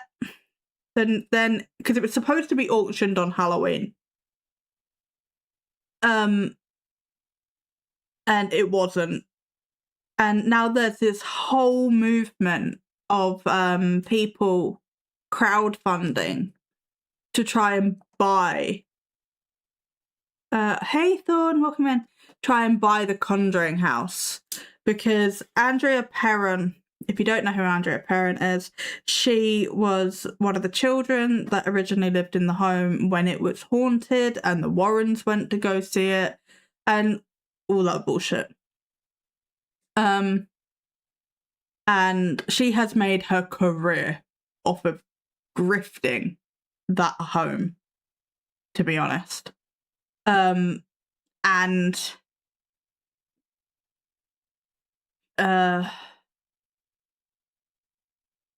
Jason Hawes, who is local to the area, his daughter faked paranormal stuff in connection with that home with her fiance, the whole thing, Cody and Satori, if you may have heard, you may not have heard. But they used to work in the home, and so Jason Hawes used to like go there, do maintenance a fair bit. He had a lot of run-in with the owner, Jacqueline, because he was trying to kill her and stuff like that. Jacqueline is very mentally unwell. I hope she's getting the help that she very obviously needs. I have done 2 videos on the Conjuring house. If you want to check them out at any point, they're on my channel. One of them is a Sims build with a story over the top of it, so that there's options. And yeah, so it is being sold. I don't quite know how it's being sold, but a couple of people have expressed interest in it. But Andrea reached out to Jason and basically was like, please buy this home, please save the home. So he's currently got a GoFundMe going.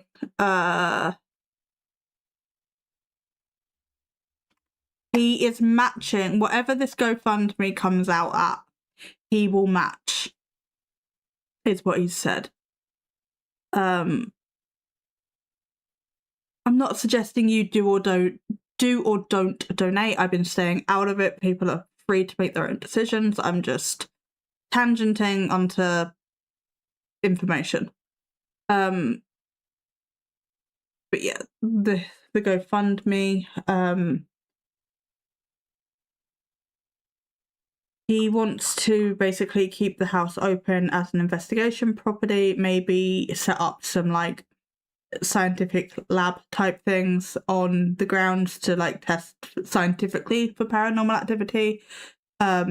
Keep the home at a low rate of sort of just like running itself. So he's not profiting from it as a business, but he's not charging £2,000 a night.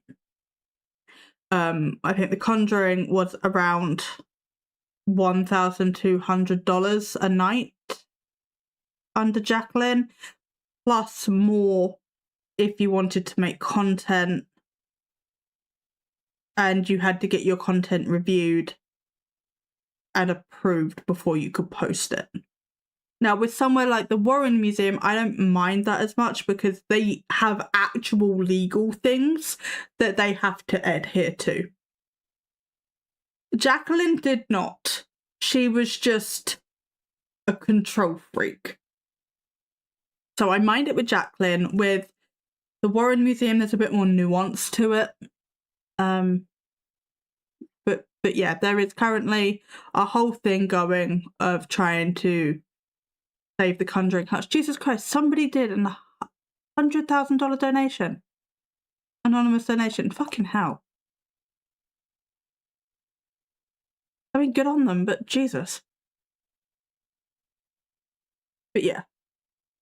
People are trying to save the Conjuring house, basically, and stop it going to somebody like Matt Rife or Overnight or someone else that's going to make it a profit farm Sam and Colby, anything like that. They don't want it falling into the hands of like the paranormal YouTubers. They want to keep it protected. So yeah, I thought I would just tell you guys about that since we're sort of delving into that realm. But this is the Warren Museum. Like seriously, you don't want to touch what's in there too. Yeah, like it is. The house is basically a museum. It has.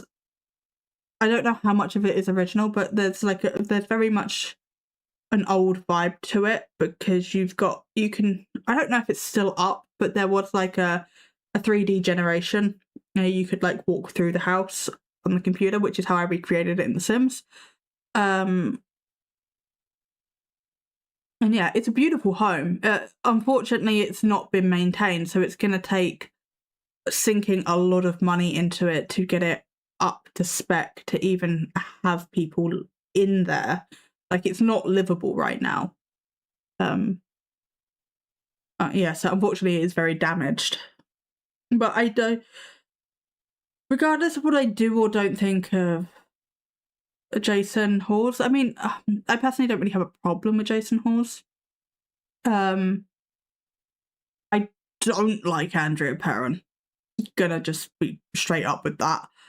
So whatever I do or don't think about the people involved, I do like to see the protection of historical properties. Yeah, anyway. We're supposed to be doing this. Let's do this.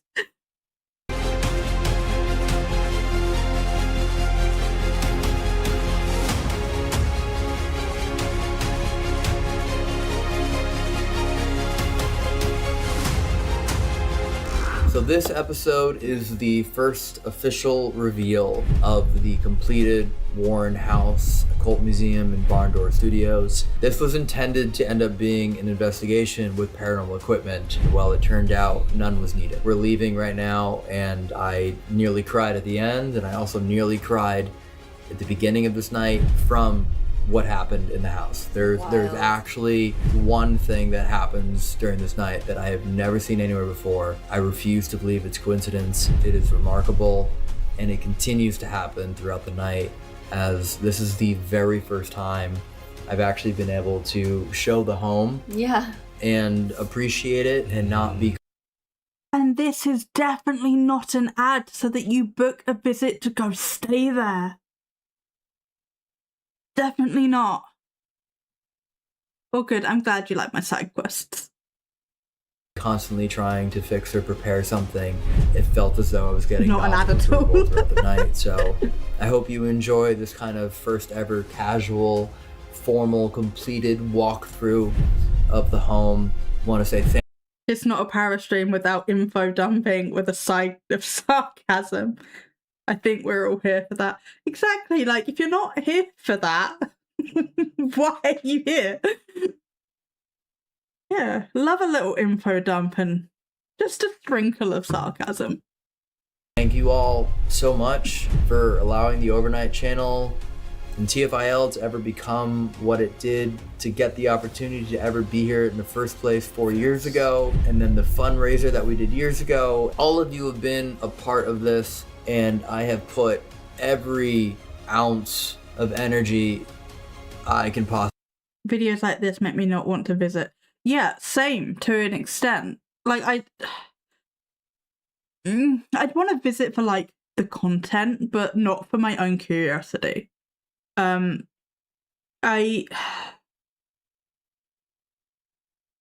sorry, why did they open the cabinet with the door?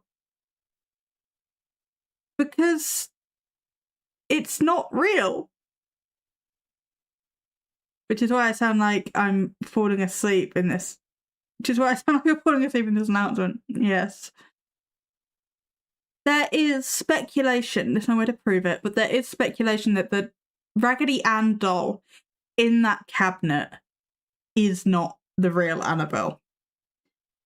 And that the real Annabelle got privately, silently auctioned off and is sitting in some dude's vault somewhere.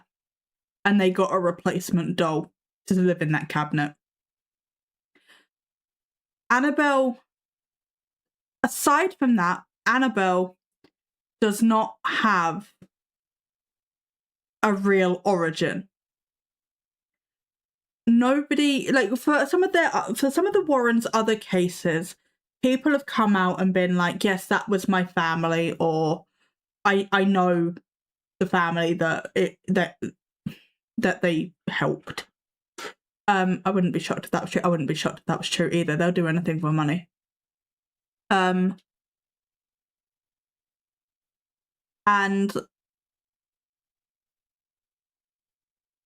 with the Annabelle doll, no one has come forward. They said it was 2 nurses. They were in. I don't think they were in they might have been in, like, you know, when you do university and you do work experience on the side. I don't know if they were doing that or if they were just nurses. The story changes every time they tell it.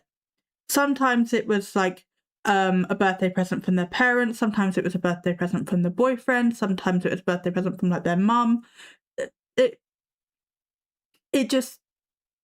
changes. There's no consistent story with Annabelle. Not only that, but the author of the book, The Demonologist, is a fiction writer. Yeah, I said it was 2 nurses in the 70s and their roommate. Yeah. But also, the person that wrote The Demonologist, which is the book that Annabelle is featured in, was a fiction writer. They specifically sought out a fiction writer to write fiction, because I've heard interviews of this writer coming out and speaking out about it since, you know, they've passed and there's wiggle room in lawsuits now. To me, if the story keeps changing, I'm not going to believe it, because it sounds like they can't keep their story straight. Exactly. And he was like, oh, I get to, like, get a chance at non-fiction. I get to, like, do the research and make sure that I got all the facts, and I get a new experience. And he was doing that, and he was going and trying to, because I think there's multiple stories, and then I'm going to be real, I haven't actually read it. It's like the founder of Scientology being a science fiction writer. Exactly. I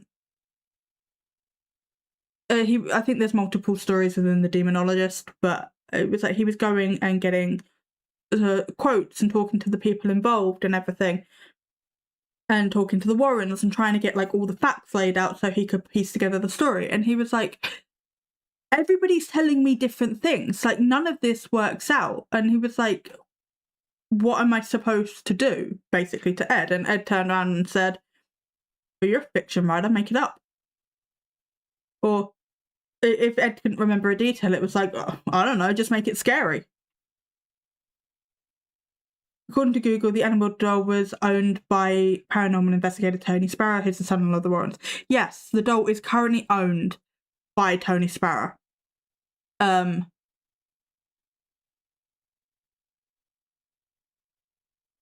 it's under lease to these guys. But that was not the original owner of the doll. The original owner was these 2 nurses that have never seen the light of day. In regards to actually coming forward and telling a story.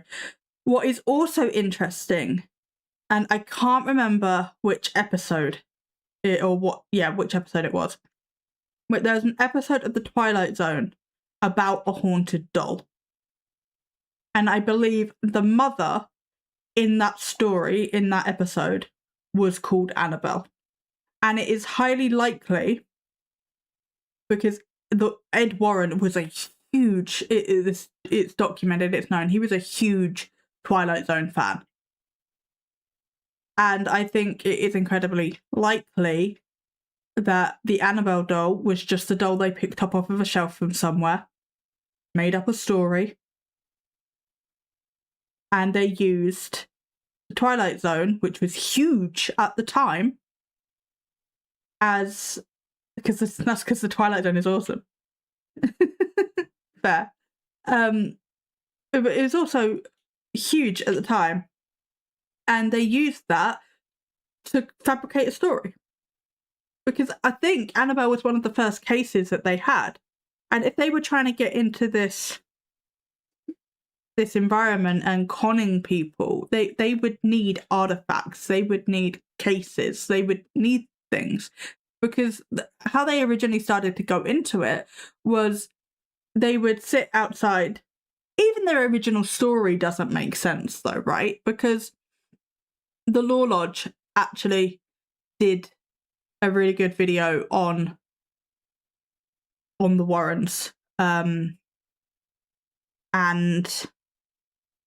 I may have left a few comments about some of the things that they missed, but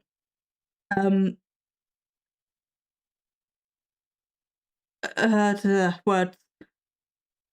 But yeah, even their original story doesn't make sense because it was they would go drive around, they'd see like an old looking house, and then Ed would sketch the house because he was an artist, and then they would go up to the home and try and sell the person the sketch. And then they'd be like invited in, they'd start a conversation, and then they try and shoehorn, oh, is your house haunted, into the conversation. And that's all well and good. But then Lorraine said something along the lines of, if the sketch was particularly good, they would like make it a full painting and then like sell the painting. But unless they're doing 2 sketches, or Ed is just like amazing at, has a photographic memory or whatever, which isn't likely.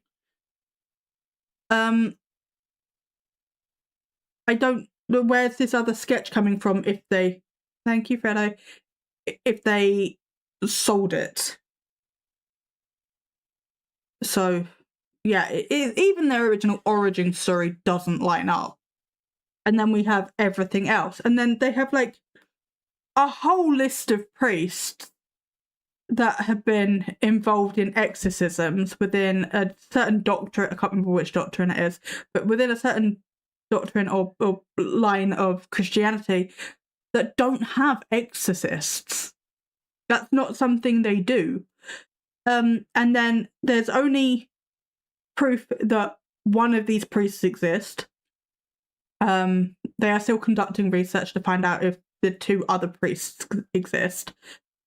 And they have reached out to the church specifically to see whether the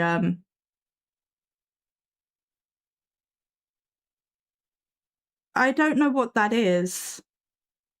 They mentioned episcopal. I don't know what episcopal is.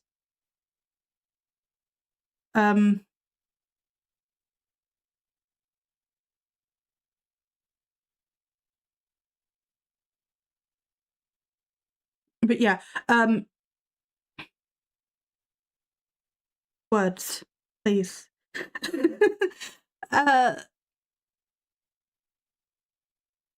Yes, so the 3 priests, only one of them is proven to exist currently. The people at the Law Lodge have specifically gone to that church, I'm lost in a side quest, yes, to the line of church to try and find out if these other 2 priests do exist. The likelihood is that it's actually just one guy that they have changed the name of in some places to make it look like more than one person, to make them seem more credible. But the first priest, the one that has been proven to exist and is said in the book to have done the exorcisms, was not an exorcist. He was not trained to do that. He did not do that. Hey, look, I listened to this video yesterday, okay? I know things. Like, it's not very often I know something about something, so I like to info dump when I know something, because I either know absolutely nothing about a topic or I know absolutely everything. And this is one of the topics I know a lot about. So, like, yeah, I don't know. Anyway, let's watch the video. I know you like the side quests, but still. We have into this, and I really, really hope Ed and Lorraine are proud. They're similar to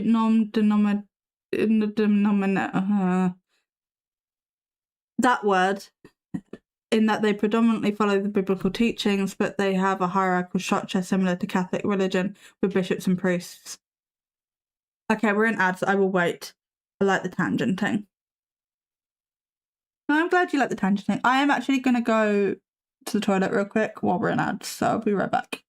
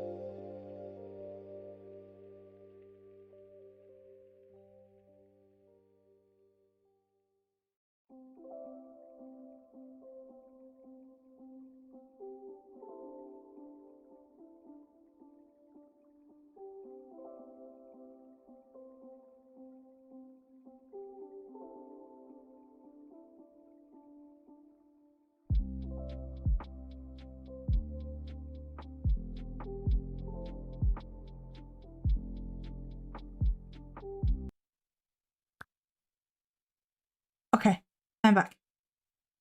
And you guys are back as well, so that worked out. Okay. Yeah, I don't want to buy Twitch Turbo either.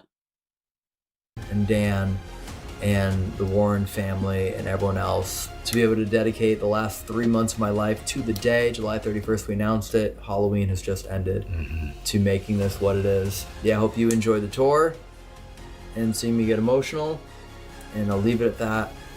And congrats to the people that are staying here overnight, and I really hope you just enjoy it, because it's every time I'm in here, it's wonderful. It's phenomenal. So, thanks, and maybe we'll get to do this again on another house related to the Warrens. Fingers crossed. We'll see if that happens. If that is a Conjuring house, no. Bad. No. No. Guys, everybody go donate to that GoFundMe. You know how to do that. I'm being dramatic. But no. Alright. Let's go. Enjoy it, everyone. It's pretty crazy. It's doing it again. It's doing it again. This is it. I don't know how. Welcome to Ed and Lorraine Warren's house and museum. Paranormalology. That's not a word. Is it?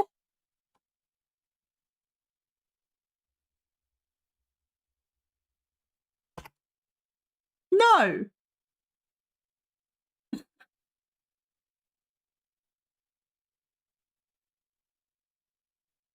What's the study of the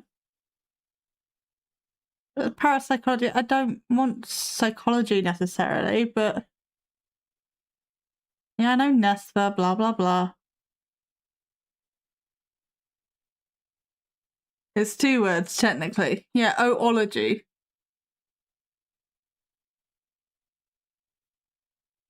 Ridiculous.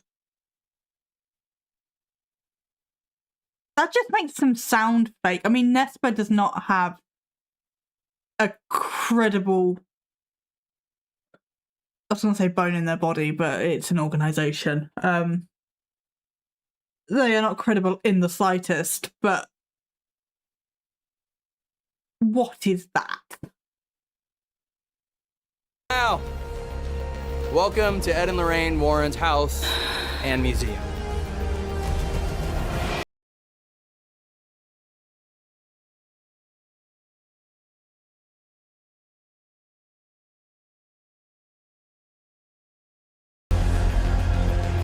Yeah, look at the house and the property that you can get by scamming people in the 70s and destroying countless lives.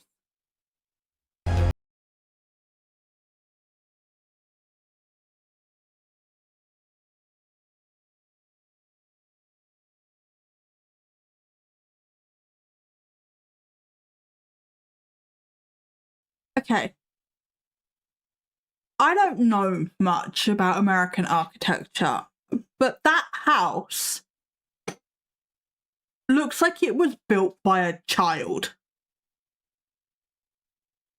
That looks like something you build on your first attempt in The Sims. It's just like like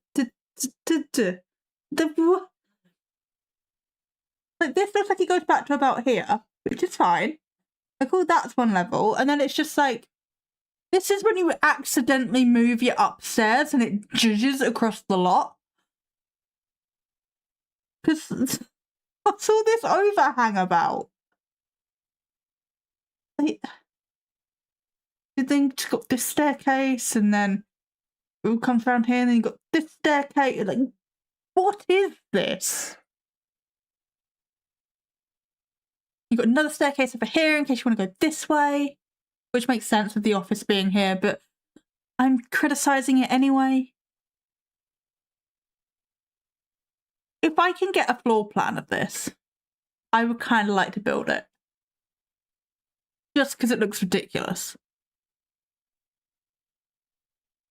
Harry, you good?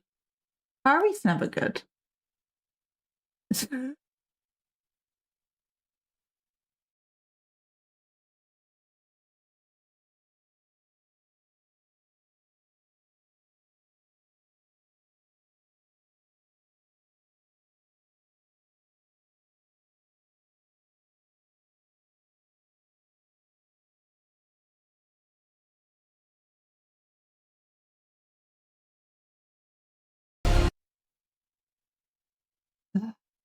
Okay.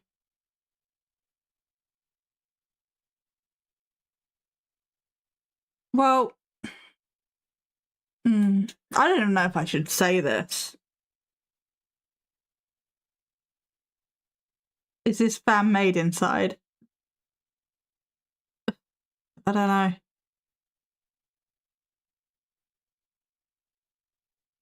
know.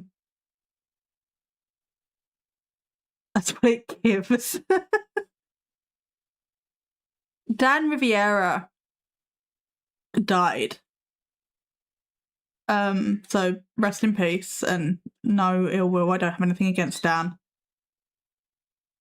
But having his protection prayer up on the wall after, because he died around the time that the Annabelle doll was moved, right? Bearing in mind this doll has been moved multiple times, it's never been a problem. But the one time it was publicly moved, a bunch of shit just so happened to happen, right? And Dan dying was one of them. And I don't think these guys specifically said anything, could be wrong. I don't think they said anything about it, but so many people were losing their ever-loving minds because Annabelle killed Dan. She didn't. And so I don't know about the protection prayer up on the wall, but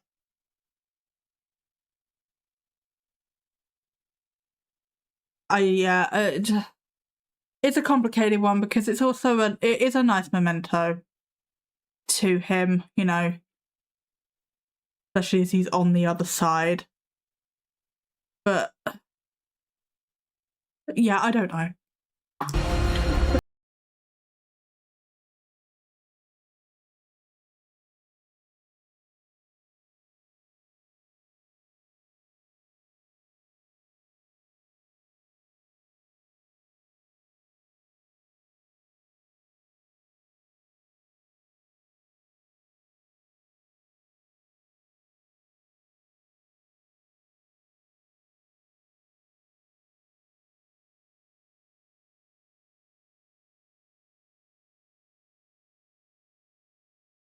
Feels a little like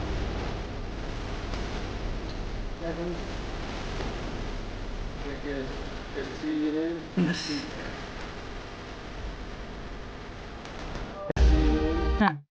This is Tony Sparrow. I don't know what it is about him, but it gives me the ick. And no.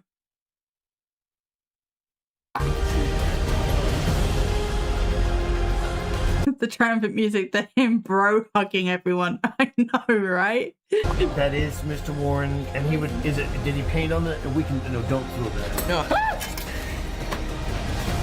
I'm out of here. That's the side. It's like door. the warden with all the keys. That's also that's the front door again. That's the side. I'm starting to think we don't own the keys. That's the gate. That's the side.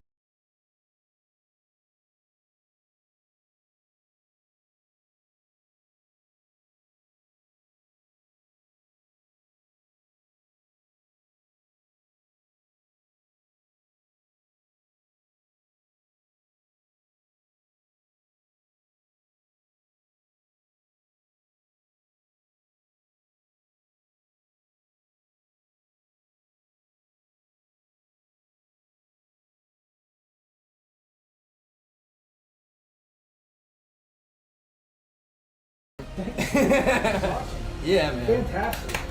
Yeah, you're continuing her legacy, continuing her scam. Sorry. Not sorry, but I will say they have put a lot of work into this place, and even if they've just like restored it,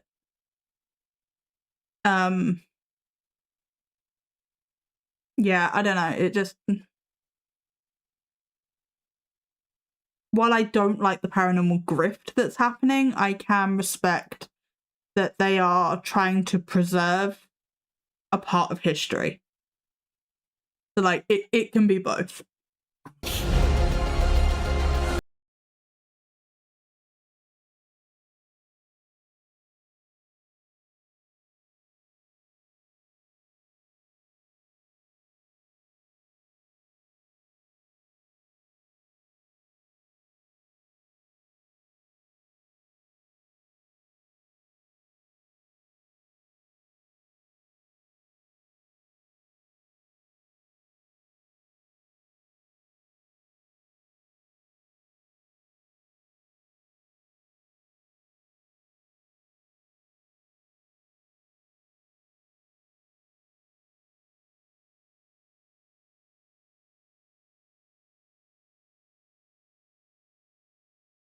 And welcome back to the Overnight Channel. Tonight is a very special episode. The channel was actually formed almost 5 years ago to the day, and we are returning to investigate a location that was the most important place I had ever been given the opportunity to visit around 4 years ago. And it is, of course, the Warren Occult Museum, and this time tonight as well, the entire house. It has been an insane journey on this channel. Yeah, the house that was reported to have never have been haunted because Ed and Lorraine Warren didn't want to live in a haunted home. The basement was haunted, which is where they kept the paranormal objects, but they had priests come in to do blessings and everything, and the house itself was not haunted and has never been haunted. But now, according to these guys and Tony Sparrow, it is the most haunted house in like the whole of the US. Despite the fact that Ed and Lorraine Warren said many times their own home was not haunted. But, you know, we'll just ignore the truth for the sake of a good story. The way the channel has always operated over the years, no matter where we have gone, no matter what location there's been, if there's ever years, what was that? No matter where we have gone, no matter what location. Walking stick is used to fight off demons. Good luck with that. Has been, if there's ever an opportunity.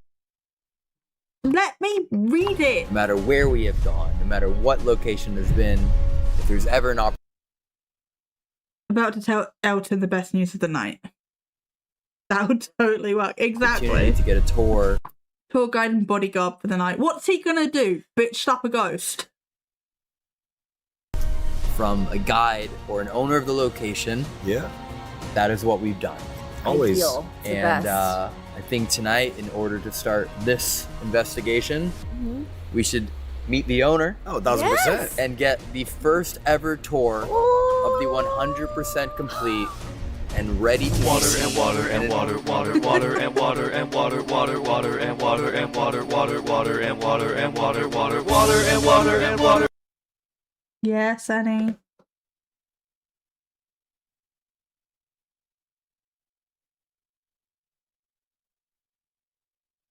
It's a great sound, okay?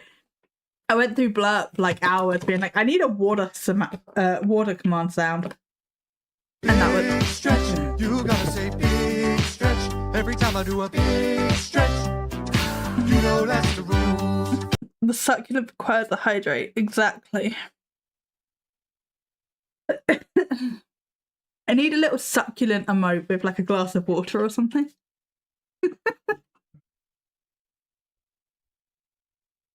I could have replanted him earlier.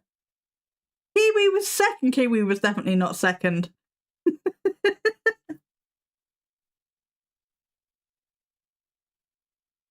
Investigated and welcoming overnight guests of the entire Warren House, the Occult Museum, and the Barn Door Studios. That is so cool. So, if you guys want to wait here, I will go get Matt Rife.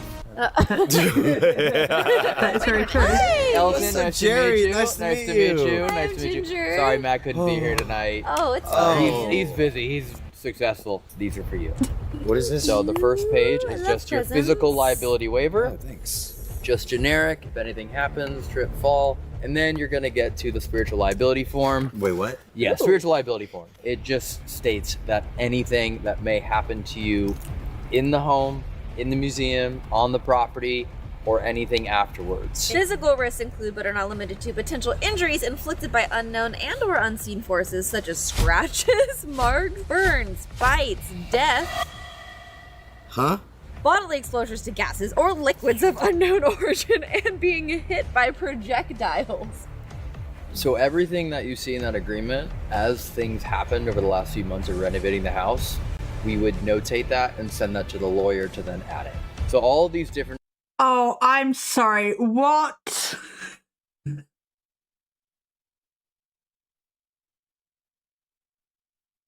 That is not what you did. I'm sorry, but that is not what you did.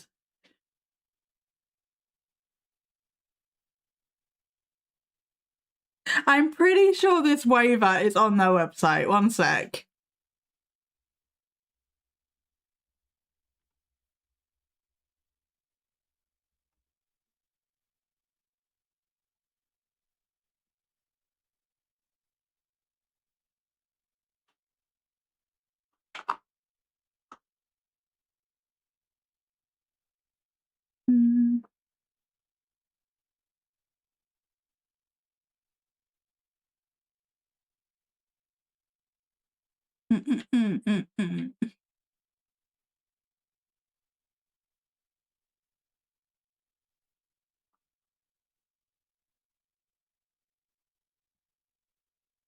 They've got a summary of it.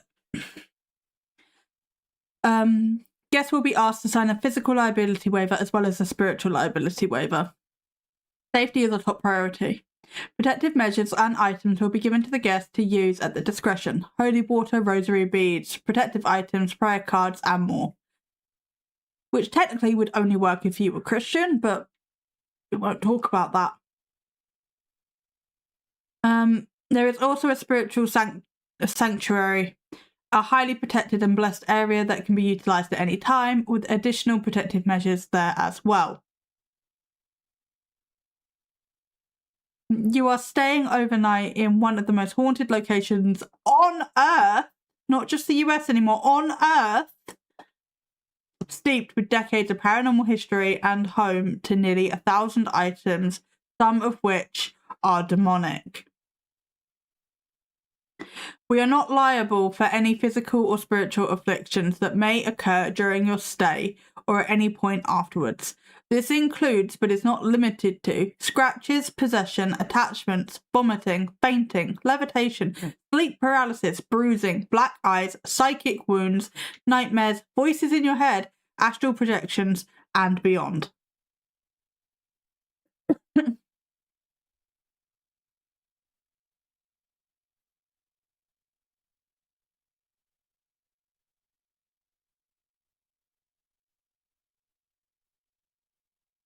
Okay.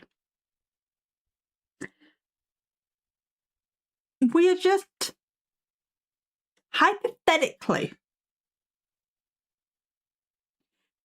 if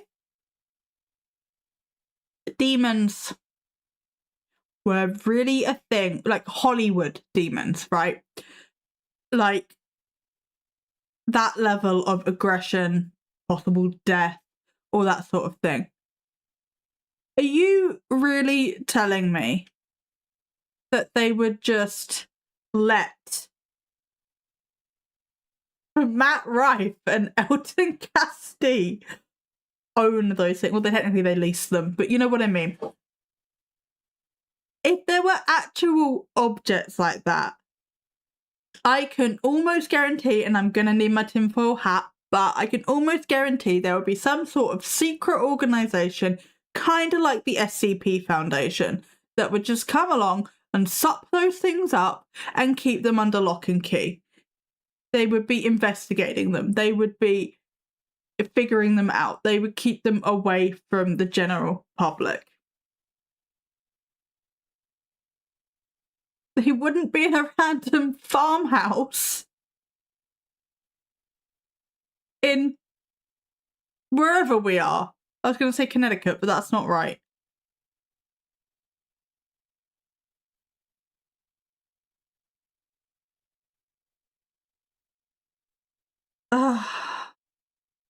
Oh, the grift.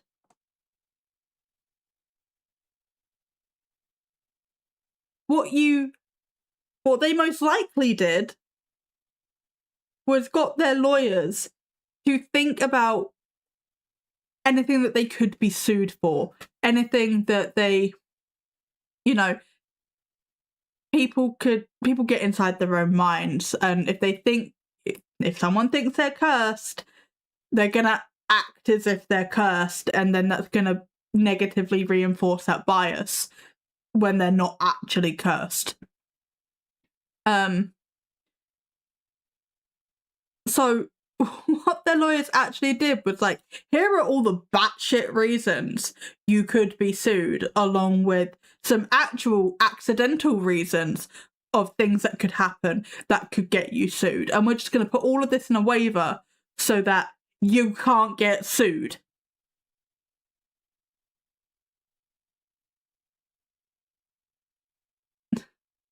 But sure, we'll go with all this stuff happened over a month, right? And then they sent it off to their lawyers. Thank you, Fredo. Things that we've added, other than death, have happened in the last. Oh, you sure? Yeah. You're lucky I don't know where I am right now. I run off so far. I have no idea where I am.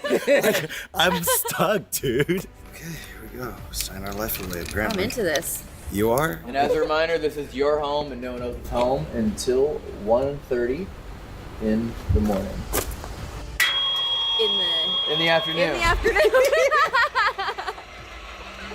Welcome in. You guys want to follow me back through here? It's so cool. Yeah, this is really cool. So this is the entire house. It's 3 stories.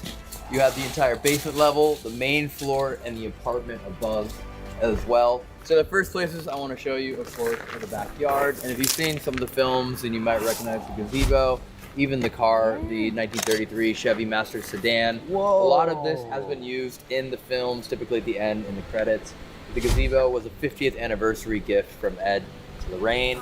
And what you see back there are the, right on. I'm sorry. I get the romanticization of Ed and Lorraine as a couple, but Ed was an abusive piece of shit and a predator. And I am not going to let them romanticize that without calling it out.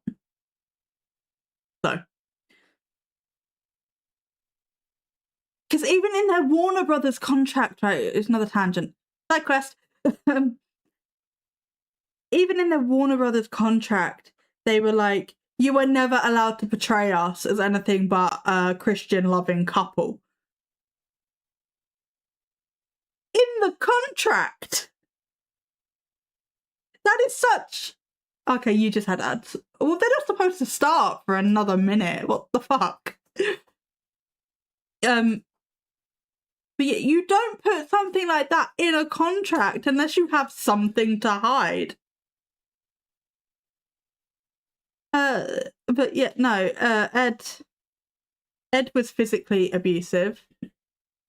Probably emotionally abusive. He had a little bit on the side that was totally an adult when that started. Couldn't have been something like 14. And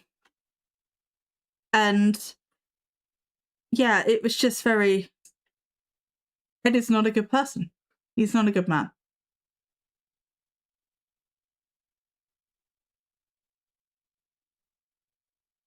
I think my ad timer's out of sync or something because it's just disappeared again. So I don't actually know if we're in ads or not, but you guys will tell me if we're in ads, to be fair. Apart from Kiwi, who didn't tell me.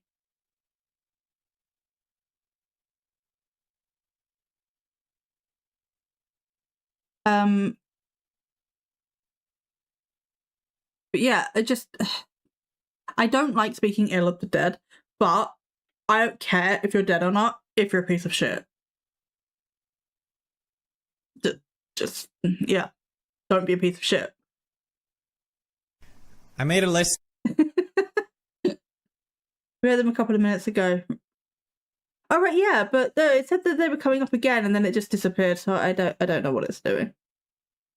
I don't. Yeah, ad break ends in 1 minute, apparently.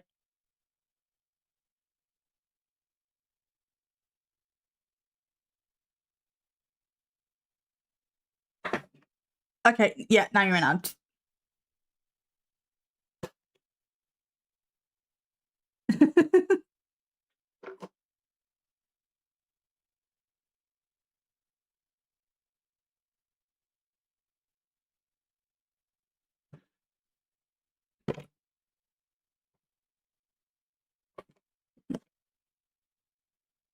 Damn the capitalist advertising, exactly.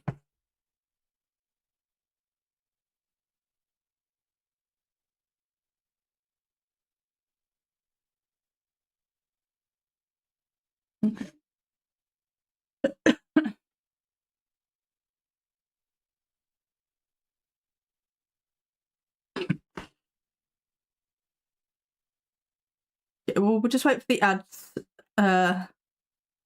Let's rise up and cause a revolution. I mean, you can't say things like that anymore, Ben. You'll get arrested by Starmer.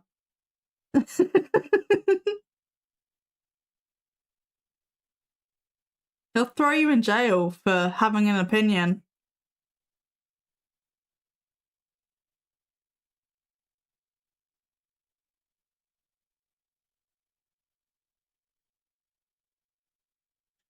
But yeah, when you guys are back, I will carry on. I'm just waiting for you to tell me that you're back.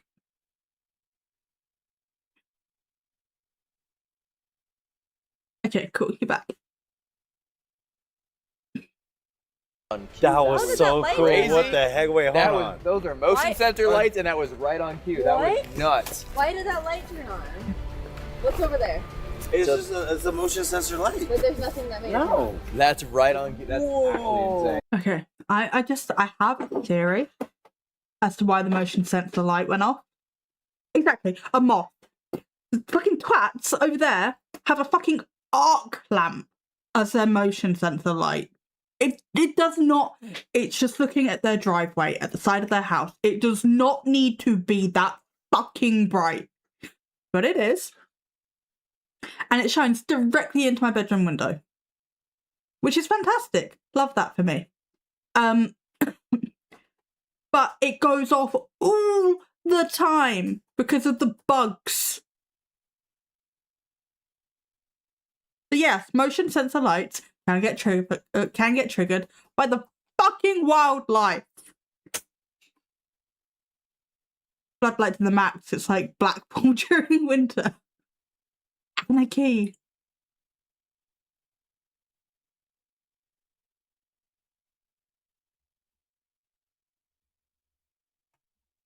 No, I did the wrong thing. I don't know why I did that. I was going to do a riot command, but then I was like, no, I want the sound.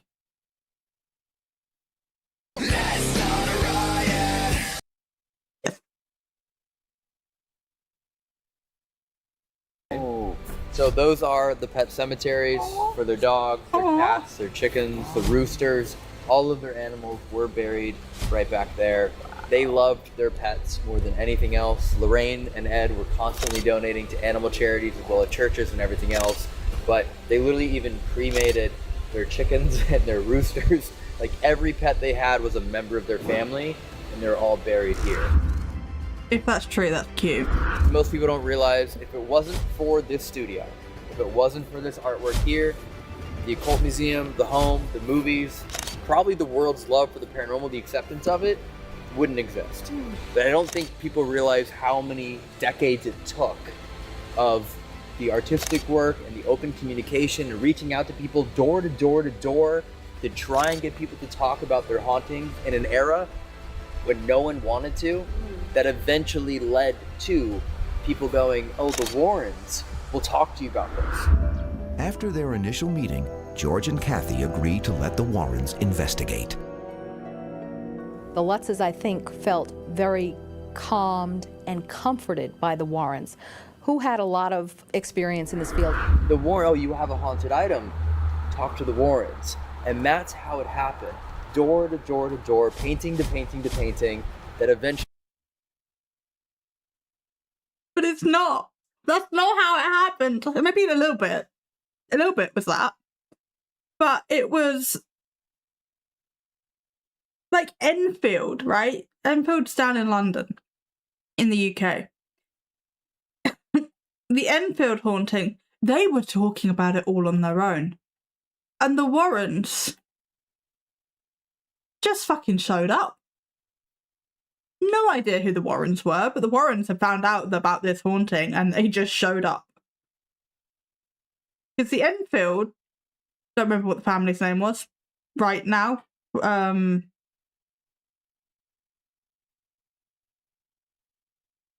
idea. But the Enfield haunting, they were working with a paranormal team. Like an actual like scientific paranormal team. They were coming in trying to do research of the haunting. It turns out that it wasn't haunted. It's still a council house. It's still being inhabited by a different family. And everything's fine. They've said that it's not haunted and to basically just leave them alone. But the haunting was being caused by the children who were attention seeking, basically. And the Warrens, that's one of the Warrens' big cases. They showed up, made a fuss, basically got the paranormal team kicked out, and then fucked off. In summary, like there's a bit more detail than that, but like in summary, that's basically what happened.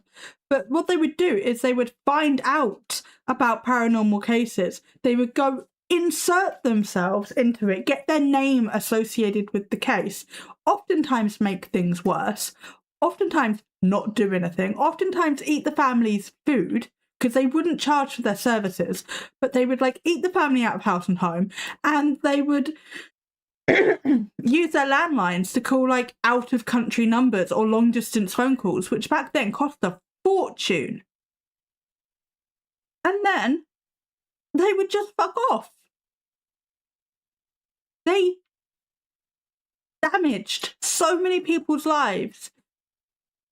They released books that were complete fabrications based on their own experiences, completely cutting the families out of any royalties because it wasn't the family's experiences, it was the Warrens' experiences. Gotta love legal loopholes on that one. They completely destroyed Nora Sutcliffe's life, or end of life. She was the owner of the Conjuring House before it went to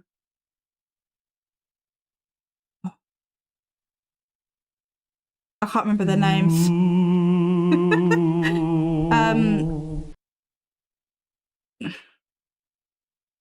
Corey and Jen, I think it was, who then turned it into a paranormal location, and then it got sold to Jacqueline.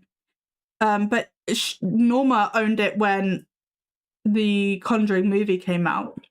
And between the Warrens and Andrea Perron, they completely destroyed Norma's life. Which is what one of my videos, that's the Sims video I did, that's what that's about. Well, actually, technically they're both about that. But the other one's a bit more in-depth about the Conjuring House as a totality. Hey, Pigletish, welcome in. I'm tangenting and ranting about the Warrens again. I've been side questing all over the place this stream. But how are you? I'm going to carry on with this, but I'm paying attention. Led to the largest horror movie franchise in history. That is their car. The actual car. That is, yes, that is their car. It is not their first car. They did get it a little bit later, but they kept it in pristine condition. They did take it to a few cases. All of the paintings that you see in here, most of which were found up in the loft of the museum, or kind of in the back in the furnace room, in the basement, in various areas. So we just wanted to put it on display. We've been juggling stuff because... I'm good, thank you. How are you? Yeah, I'm good. All over the place, but I'm good. We need to clear the house to get the house ready to understand what we need for beds and furniture to get everything ready. So then, that was already packed full of stuff over there. So we had to move the car and put it in the corner and fill this entire room full of stuff. But then we got all the stuff that was there, donated it, figured out what was good, put the rest in the storage unit in the back.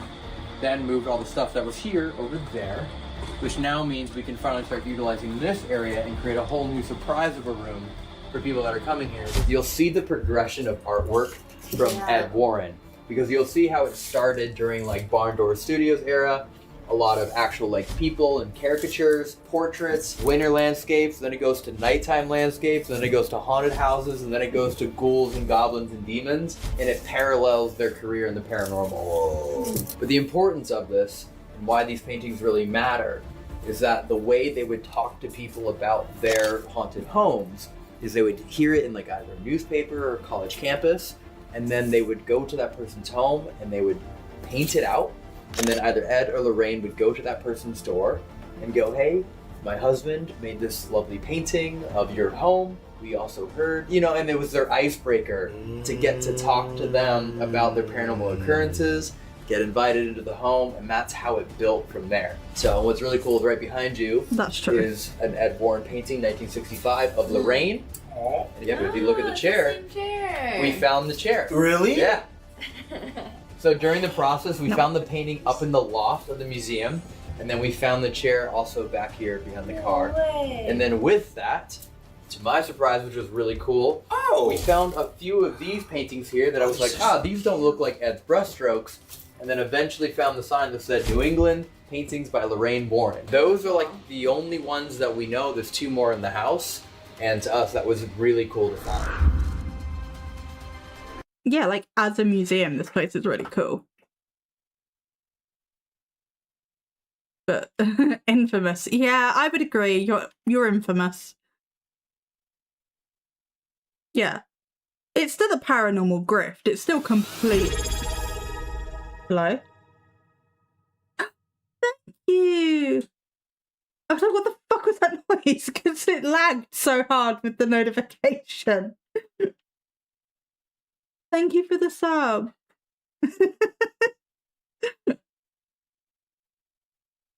Yeah, I've been fucking about with the noises, and I don't know what I did, but I did something apparently. Yeah, this is still a paranormal con. It's still complete exploitation. It's still complete bollocks. But as a museum and of like the Warrens' legacy, even though it was a complete grift, it is kind of cool. And like, if you're a fan of The Conjuring, like the movie universe, cinematic universe, this would also be a really cool place to go. Expensive, but cool.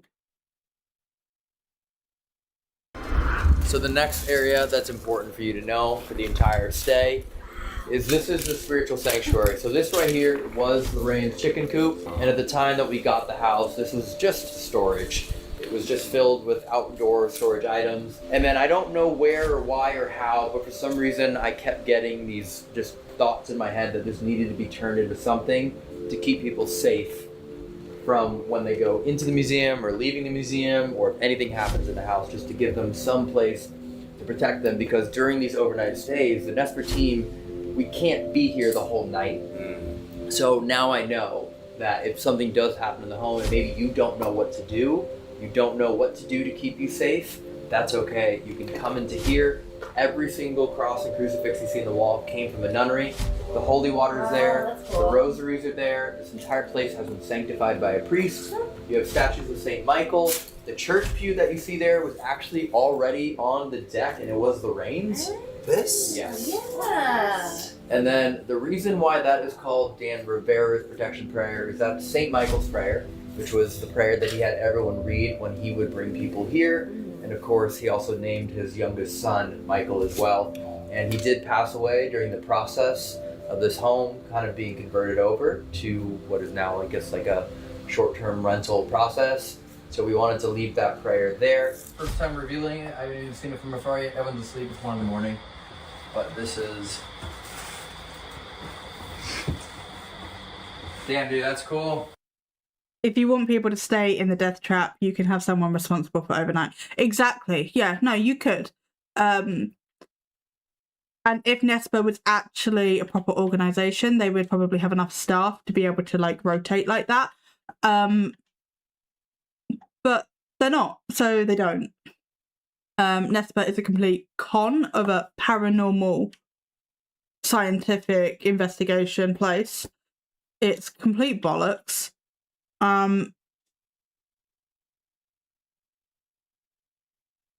Yeah. I do like the honouring to Dan. I'm not going to comment too much on that because it's not my place. I also think that having a spiritual safety zone is a good idea. Not necessarily because I believe it's necessary because this place actually is dangerous, but I know that people can get inside their own head. It freaks them. Am I right in thinking you're highlighting this organisation for being fraudulent? Yeah, I might have hinted at that just a little bit. Not very much. I don't think I've outright said that, but I think I've hinted a little bit at that. You did just come in, but I just basically said that the whole thing was bollocks. So.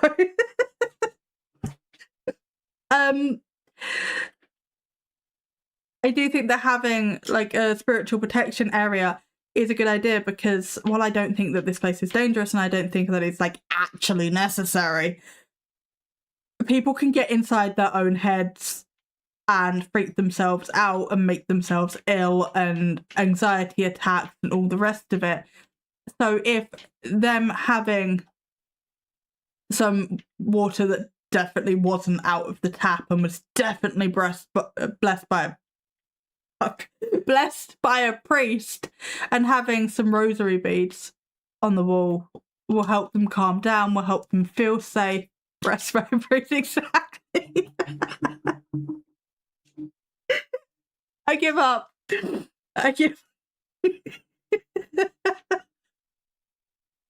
Guys, no. Then I'm all for it.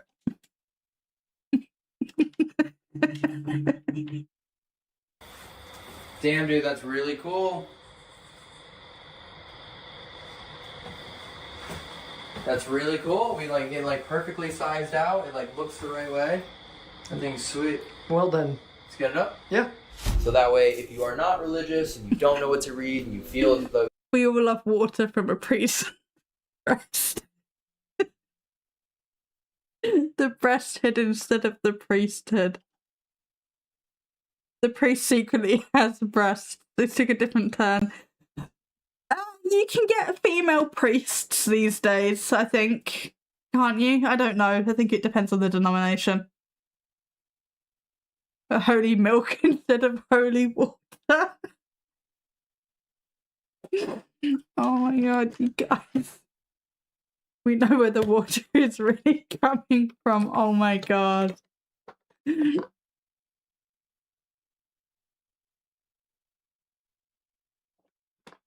Boobily breasted blessed brother.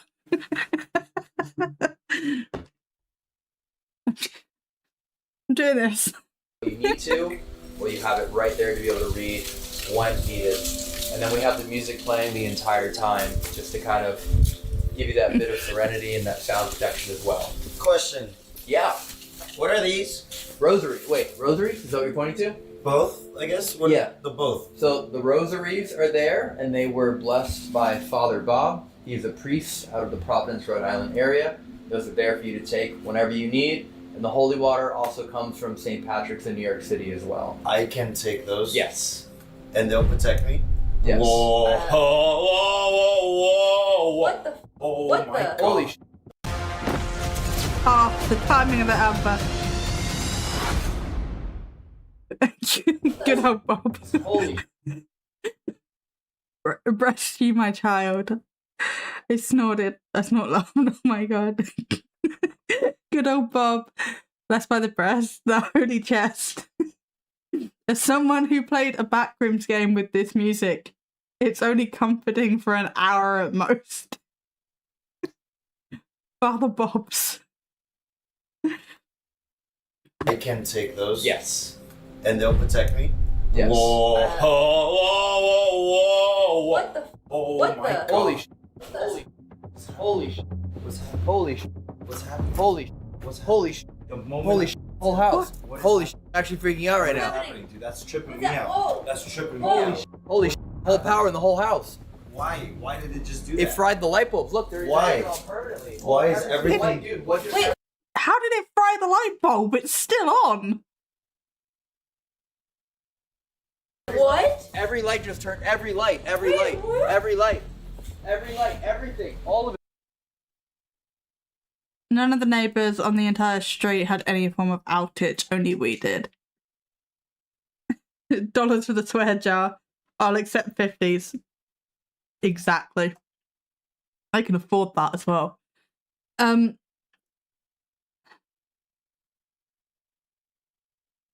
No, I told you I'm playing Life is Strange Double Exposure, and the cow skull that got thrown through the windshield got called Bessie, my cow's name. No. Under the table, it'll be secretly 100. As if, Vinny. Okay, I have no basis for this, but you're telling me that this entire place is not rigged? For like... Okay.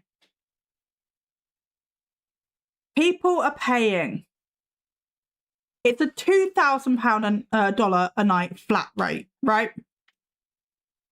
You can have up to 8 people there, which brings it down to like, I think I did the math, it's something like £250 a night. If you're going with the full 8. But you are paying to go here for an experience. If you paid $2,000 and went there and nothing happened,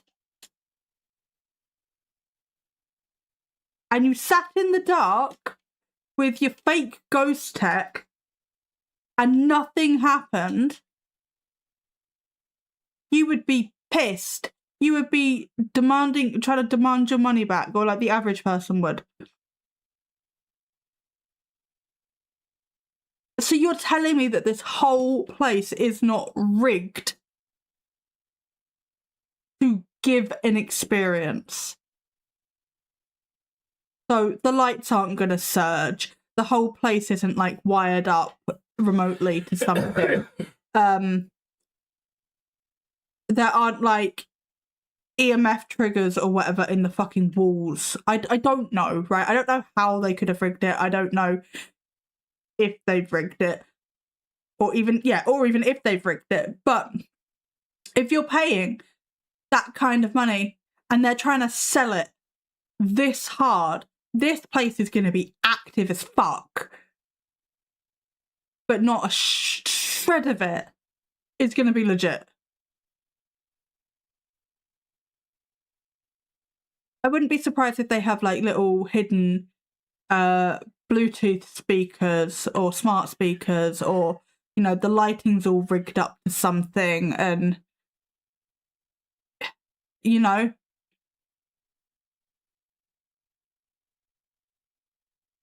This is effectively a glorified scare house. That's it. For $2,000 a night, I'd expect the lights to be on, to be fair. Same. Yeah, they'll have rigged it, and also people's minds will also add to it. Exactly. Which is why I think, while this place isn't dangerous in the slightest, like in a mundane sense, I think having like the prayer space with the rosary and the holy water is a good idea, because it will help people who freak themselves out so much to calm down. Would have preferred a door on it. Like, just from like a psychological point of view, a door on it might have been a little bit better. But it is what it is. All at once. All of it. What the... So confused all right now. Wow. All of it. Everything. The circuit breaker did not pop. None of the lights inside the house or the museum had any issues. Okay, cool. What? Every single light just turned... Every bulb is like fried, like they're just stuck. And they'll protect me? Yes. Whoa, whoa. What the? Oh what my the? God. Holy. That doesn't look electrical. That looks like it was remotely turned on and off. Whoa, whoa, whoa, whoa. What the? Oh What my the? God. Holy sh! Holy sh! Holy sh! What's happening? Holy Yeah, I think. holy sh! Holy sh! Whole house. Holy sh! Actually freaking out right now. happening, dude? That's tripping me that- out. oh. That's tripping me Holy out. sh! Holy sh! Whole power in the whole house. Look, even the foot. Dude, what is happening right now? Yeah, the lights are on.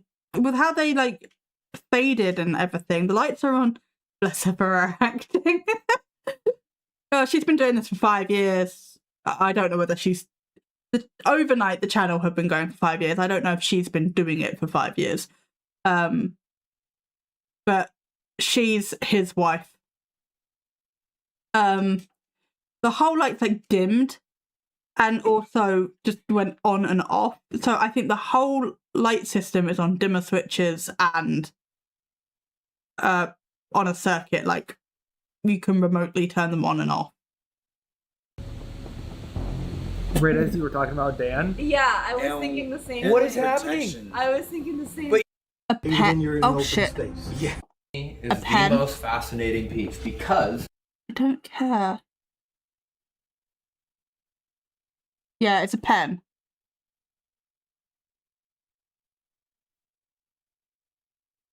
No, it would have been cool if it was a remote though.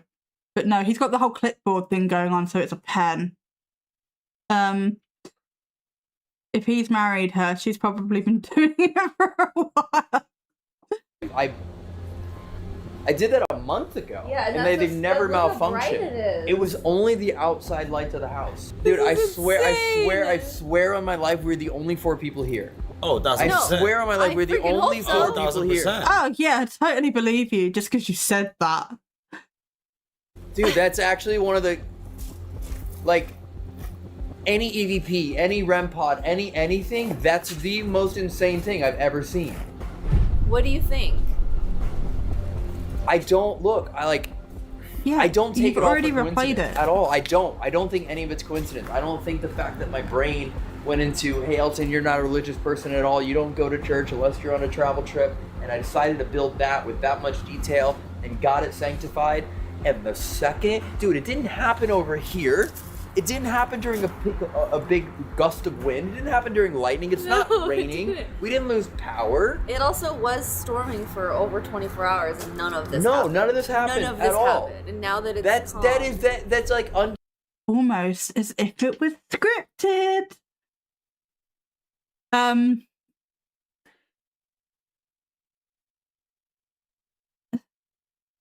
And you built the fucking prayer room because with that much detail, because it looks the part.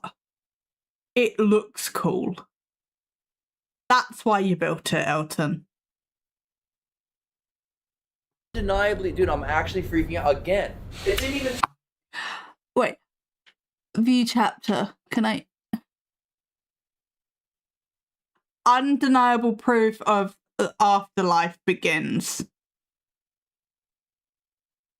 Yeah, the prayer room, the safe space is the prayer room. I'm sorry. The lights flickering is undeniable proof of afterlife. But the lights and stuff are flickering. That's not ideal. Exactly. Like, no door, no nothing. The lights in there were affected. It would have been cool if, like, all these lights were affected and this one wasn't. So it's like, oh, it's extra safe. But no. Turn those off. Like, yeah, no, it didn't. dude, Oh, look, now you I fixed know. them. You Something reset them. surged it. Something surged the entire house with power. It got completely filled, and then He turned the light on and off, and now it's like flickering. dimmed, and then came back up. I'm gonna get close. Dude, that is unreal. Something legitimately just punched the whole house with power. And they're not and set commenting on it. every single light off and literally just like jammed the light bulb. I think this is so cool. I feel like you were getting a little emotional too. And of course, random power surges never happen. No, never, Ben. Never. Nothing's a coincidence, remember? You're talking about Dan right now. Absolutely. And I feel like maybe that was felt. Yeah, these are working fine now. That was crazy. It was like Don't exploit Dan. Oh, if I was Dan's family, I'd be so mad. a flick, Crazy. And I just got the music in today too. I wired in the speaker. I got everything done. You finished. You finished today. This is your first tour now that it's finished. Dude, the timing. so The cool. timing That is was like really, really cool. Okay. We will wait. Yes, we will wait. Okay, so we have entering the home. Oh, I'm not bothered. Angel's fundraiser. I'm sure it's cool, but I'm not really bothered. Sorry, Angel. Living room reveal. Ed's Den and Lorraine's room.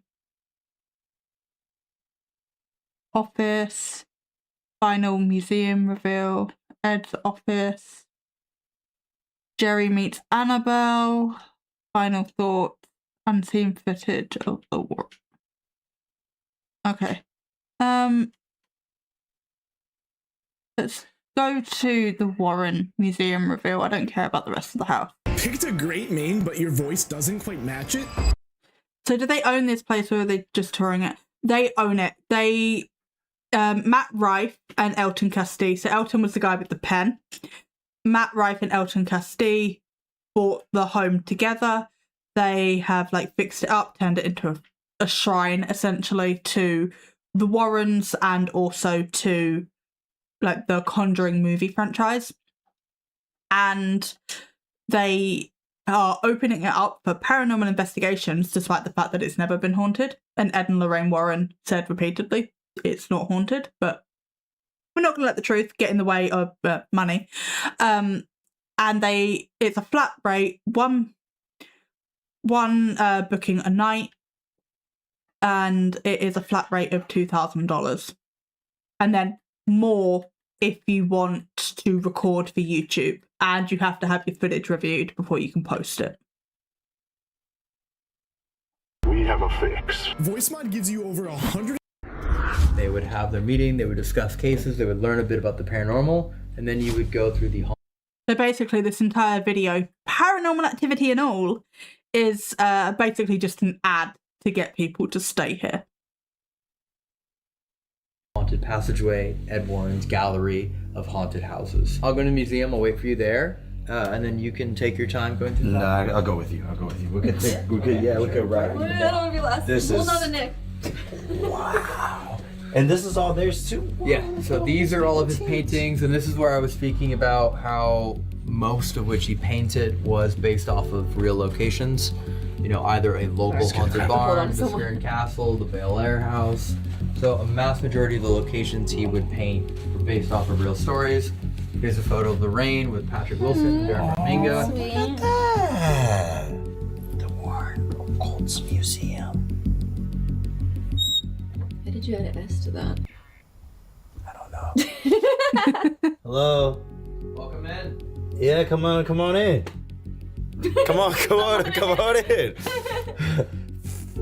There's only 2 rules of the museum. 1, don't touch anything. There are some chairs you can sit in. I'll let you know what those are. You can sit in some things. My hands behind And my the bed. only other thing that you need to be aware of, do not mock. Everything in this room has already proven Is fake. Everything in that room is fucking fake. For sure. itself or been accounted for as have a form of documented history. And there is no reason. No. Not everything in that room has a documented history. Most of the stuff that came out of that fucking room came out of like fucking flea markets and whatever. It doesn't have a documented history. It doesn't have a story. Stuff like this should have an archive and documents. And there are people, Stevie from the Truth and Demons podcast, she is an amazing, amazing researcher. And she had spoken to people from NESPA or former employees of NESPA, who are the people that actually own these artifacts. And a lot of these items don't have a history. They just fucking appeared one day. So what I think happened was Ed and Lorraine would just like drive around garage sales and things like that, and basically be like, yeah, that looks haunted, that looks a bit creepy, we'll get that, we'll shove it in the basement. Oh no, it's a haunted artifact, it's possessed by a demon, it's got whatever attached to it. That's all it is. It's just a basement of crap that kind of looks creepy. Reason to mock anything here. If you want to have a paranormal investigation, if you want to have communication, if you want to get evidence, it can 100% be done without mocking any of the items here. So that is the only thing. Typically, we would bring you into the sanctuary to bless you and cleanse you and prepare you prior to investigating the museum. I actually 1,000,000% advise that everyone take just the minimalistic precautions. So I've been coming in here a lot, just kind of to repair things, and keeps seeming to go wrong in our personal life, which is really, the timing has been just beyond mathematical coincidence. So when we did inventory, it was about 705 items on inventory. Since then, we have added about 65 items that we have discovered and then brought down to actually add to inventory. They were kind of up in the top, and 50 more items have been brought in from other collections and other museums on loan. And with that being said, sir, I was about to say, it's really dark in here. I can't see anything. Wow. Oh, hi, Annabelle. Oh, there you are. Oh. Whoa. Did she just talk back? That's so cool. so that is one of the portals, like a geoport that we got built. That did actually sound like hi. You are legitimately the first one to see it like this. I've been in here a lot, and there were some tapping noises that seemed to be coming from near Annabelle's case. And then I realized on the other side was a window, and the window had a broken pane. We fixed the window. And I'm sorry, that's so cool. Yeah, for an experience, it's... Curry, what are you doing?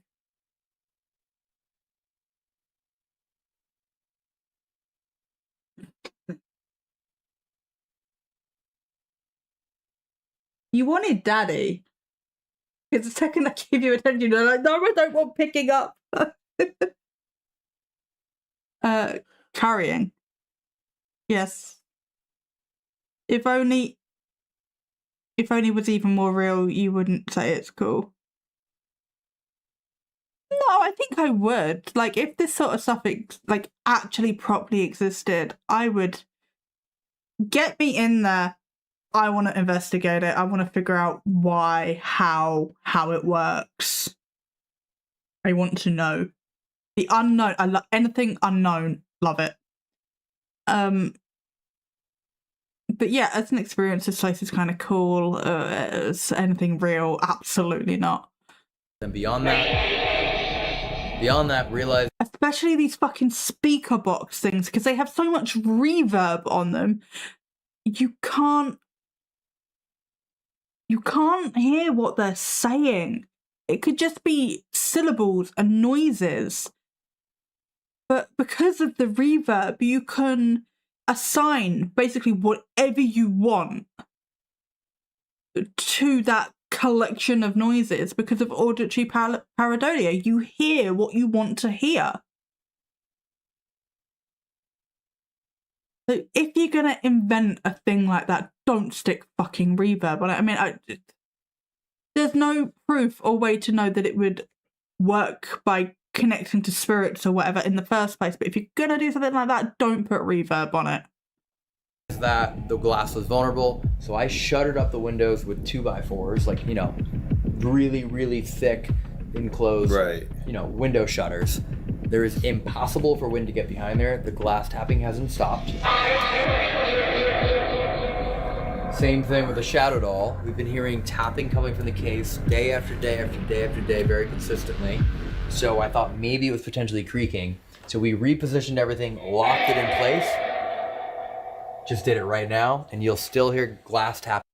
Again, you're one of the few people I've heard pronounce pareidolia properly. Well, you're welcome, Ben. Coming from the case. We have made sure that everything is completely fixed in place. Literally bringing in kneelers from the 1880s to pin in here. We found this photo in the back of the museum, and it was actually a photo of Lorraine using a Ouija board, and it was believed to be in Connecticut in a case. And I was like, oh, that's interesting. I didn't actually realize that Lorraine had ever used Ouija boards. Yeah, me either. And then I was up in the attic right above us, just cleaning out one more time, making sure what did I miss. Came across this with a note on it with Ed's handwriting that said, Ouija board used by Lorraine, West Hartford, Connecticut. So I decided to bring the Ouija board down, and that's Ed's exorcism kit that he would bring with him on cases. If you opened it, you would see the Bible, the cross. Oh, well, yeah, the exorcisms that he wasn't trained to perform. Those ones. Most people seem to say it like pareidolia. Oh. And one that gets me, a mispronunciation that gets me, is disassociation. No, it's dissociation. There's no ass in the word. But people say disassociation. I'm like, no. No. But yeah, that's one that gets me. Ass. Exactly. The holy water, and everything else that he would bring with him. So everything that was here prior were all of Ed's Halloween props. He loved Halloween, and we kind of... That reverb thing is so fucking loud and is going off so frequently. It's actually really fucking annoying. I wanted to make sure that when people came in here, they weren't confused as to what's a prop or what's not. Yeah. So the compromise was that we found, as suggested by, you know, Rick and Chris of Nesper as well, is that we would relocate all of his props and we would bring them into his office, which is right here. And as of just about 5 days ago, you couldn't walk past here because this is just filled with cabinets and books and kind of storage. Yeah, this is the room that Ed used to go over his slides. You could take regular camera and use a 110 slide film. And then, because back then, remember, there's no video. Oh, even hearing him talk grates me.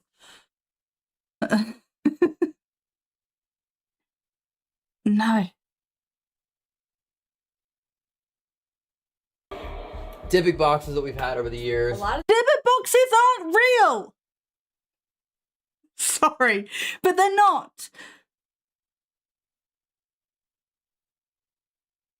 Beardo, Get Scared, did an amazing... Grates you or grapes you? Grates. But Beardo Get Scared did an amazing video on the history of Dybbuk boxes. But basically, in summary, the guy that created the Dybbuk box came out and said, this is fake. He basically did it as a paranormal hoax to see if people would believe it. And they did. And people are still using them now. And it's complete crap. Like, even if the creator came out and said it was fake, for fuck's sake. But again, it looks cool, so we're not going to let the truth get in the way of a good story. These look pretty familiar. A lot of these are pretty familiar if you're watching the Overnight channel. Items over here. So, kind of our... You can't see shit in there. I don't know how to spell it. Oh, Google knew what I wanted. So, the Dybbuk box is basically a creepy ass chest. And apparently there's one in the fucking Zach Baggins Museum because of course there is. But yeah, it was like full of cursed objects and things, and it's complete ass chest. She's obsessed with it. I am. Yes, I love butts. It's fine.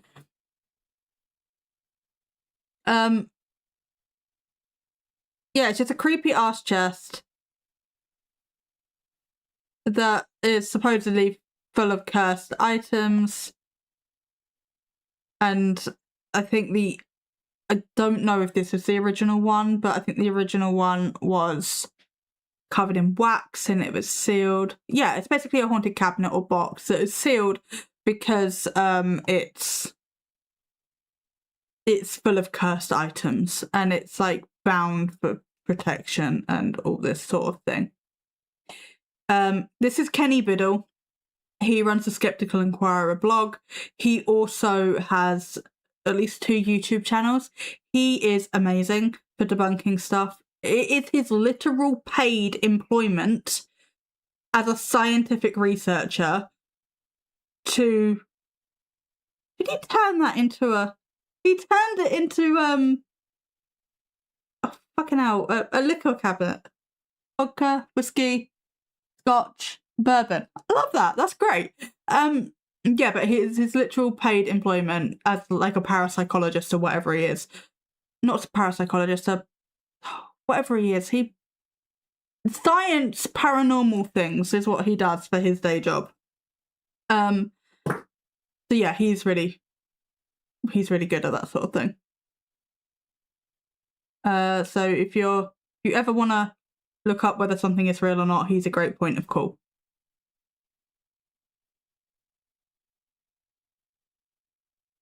Collection, as well as some of the items I've been collecting while traveling for A to Z. I'm going to take a nap, but glad I got to come on for a while. I'm glad you were here, Annie. Go enjoy your nap. We will probably be ending soon-ish because it's been like nearly 3.5 hours. So those are real voodoo dolls, not what we see in movies, but those are the real ones. That's actually what they look like. Western Africa, voodoo originated there. You have your slave trade, gets brought to the Caribbean, gets brought to America until you get Haiti and New Orleans, but in reality, this is what voodoo dolls really look like. Wow. The only thing we did was actually just make things like more visible, to be honest. There's a lot of things in here that were already in here and I had no idea, and I'd been in here many times, and made it way more accessible. So we did move some things back. Like for example, the pendant from the Amityville case, I had no idea that was even in the museum. This is the actual movie doll from Annabelle Comes Home. Oh, like the actual? Yep. Yeah, this is from Warner Brothers, did give it to them to join the Warren Occult Museum. So yes, this is an actual movie used Annabelle. And I thought it was fitting. Typically she would sit here and her head was kind of propped down until I realized if I positioned her, they could face each other. And I was actually in here the other night, and that one just keeps staring at me. It was controlling the light, and it was turning it to white, and then I would change it to red, it would go to white, I would change it to red, it would go to white. And it was controlling this light, and it was a brand new, just hardwired in light. This is the Annabelle doll. But it's... Are they attempting to say that the movie prop is haunted, has an attachment, something? Because that's what that sounded like to me. It has been triple reinforced with more marks on it. She knows something. This is the worst thing in here. Is that doll. I'm not gonna stare at it though. So you can take the picture, but I'm not gonna stare at it because that has done bad harm on a lot of people. This thing is going like... When we were outside, we could hear it, and it would go off like once every couple minutes. Almost like they're communicating with each other, though. Does that not sound like it to you? Yeah, I feel like they're communicating with each other, and there's like another one that kind of comes and intervenes sometimes. Wow. Yeah, sure. Why not? Okay, I gotta stop staring at it. I feel like I was about to...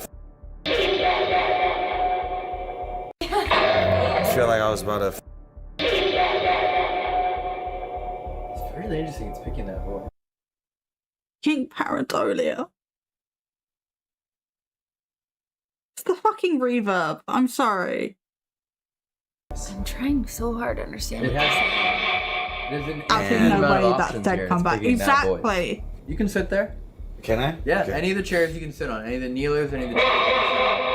Something like that. So that is the chair Annabelle originally sat in. Huh? Whoa, I thought you set me up on that. What do you mean? So Wait, like legit? Yeah, Sat on it. Annabelle originally was in that chair. until there were a few instances with people coming to visit the museum that were not taken seriously, including a priest who did not believe that any demon could be more powerful than God. And because of that, Ed decided that it needed more protection, and Lorraine decided the same thing, in which that case ended up being built to put the Annabelle doll into, and that was the original case that Annabelle was in, attached to the wall. And then eventually they wanted to bring Annabelle to different locations to help educate people about the entity, about the world, about attachments and possession and artifacts and things of that nature, in which this case was built by Dan Rivera. Conjuring mirror is right here. Right here.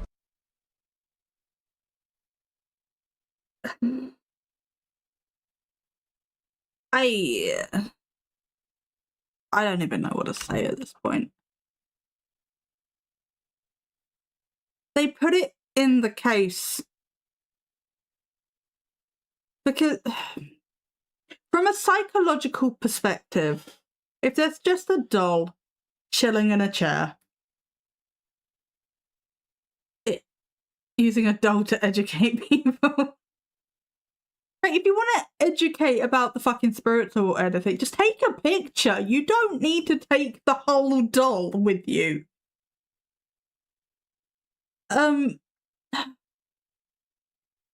But why they want to take the doll is so that they can get paid to have the doll at the location.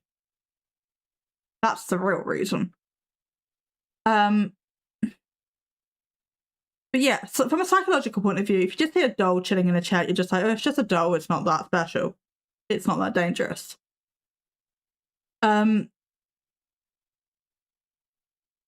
But if you put the doll in a case and like lock it up, far more dangerous. Why is it in a case? Why does it need to be locked up? You know? Aside from just a pure psychological point of view, a doll in a case is automatically more dangerous than a doll in a chair. I've got hair in my eye. It is really bothering me. And I don't know.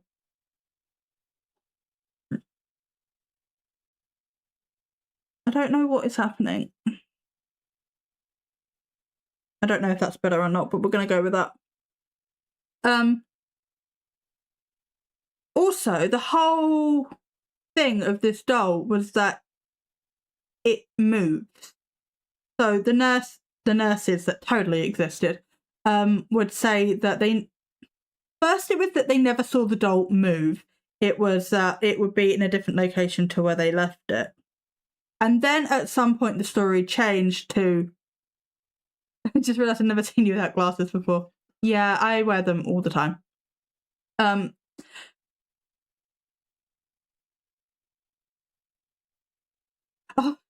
nurses do exist.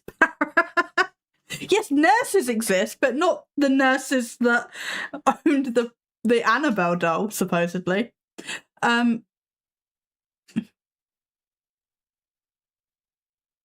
But yeah. What was I saying? Oh, right, yeah. That it started... I can hear you. Okay. It started with they never saw the doll move, and it would just be in a different location to where they left it. Then the story evolved, like all true stories do, you know, to they physically saw the doll move itself across the room. So if this doll is so haunted and dangerous and has an attachment, demonic attachment or whatever to it, why was it just chilling in the chair in the first place? You know, if when they tried to move it, they nearly crashed the car several times on the way home when they took it from the nurses. Or if somebody mocked the doll, you know, this person that has never been proven to exist, by the way, mocked the doll and then got in a motorcycle accident and died. If all these things are... If it was really possessed, wouldn't it be going on a rampage like Chucky? Exactly.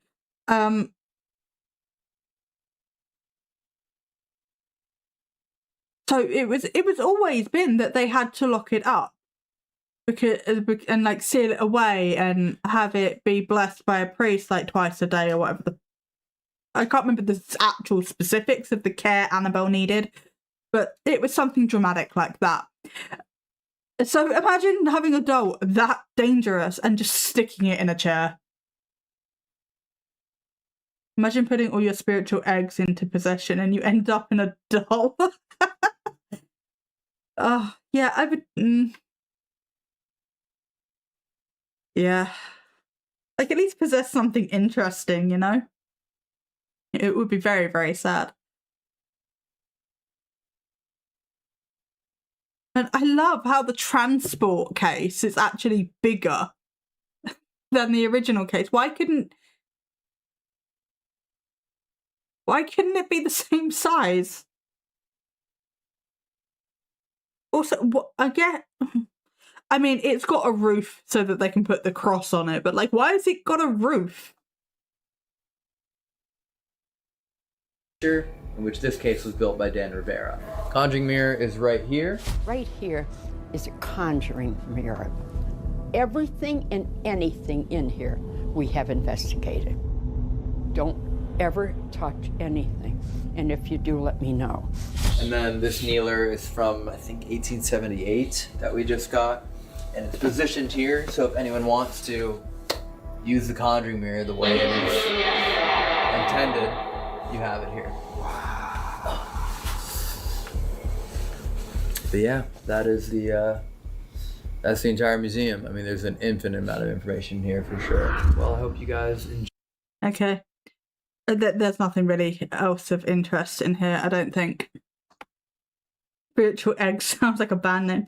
Don't ever touch anything, as he immediately rubs up against all items in the room. Exactly! Like, they can't even keep their own law straight. It baffles me. It really does. You're right about that damn thing. The amount of reverb makes it essentially useless, even if it did work as they say. Exactly, you can't hear shit because of the spooky reverb on it.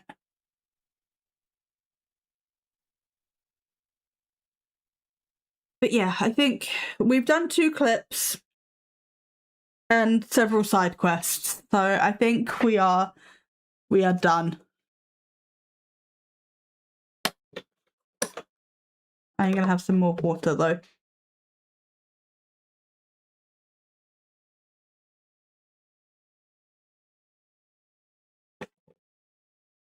So I hope everybody...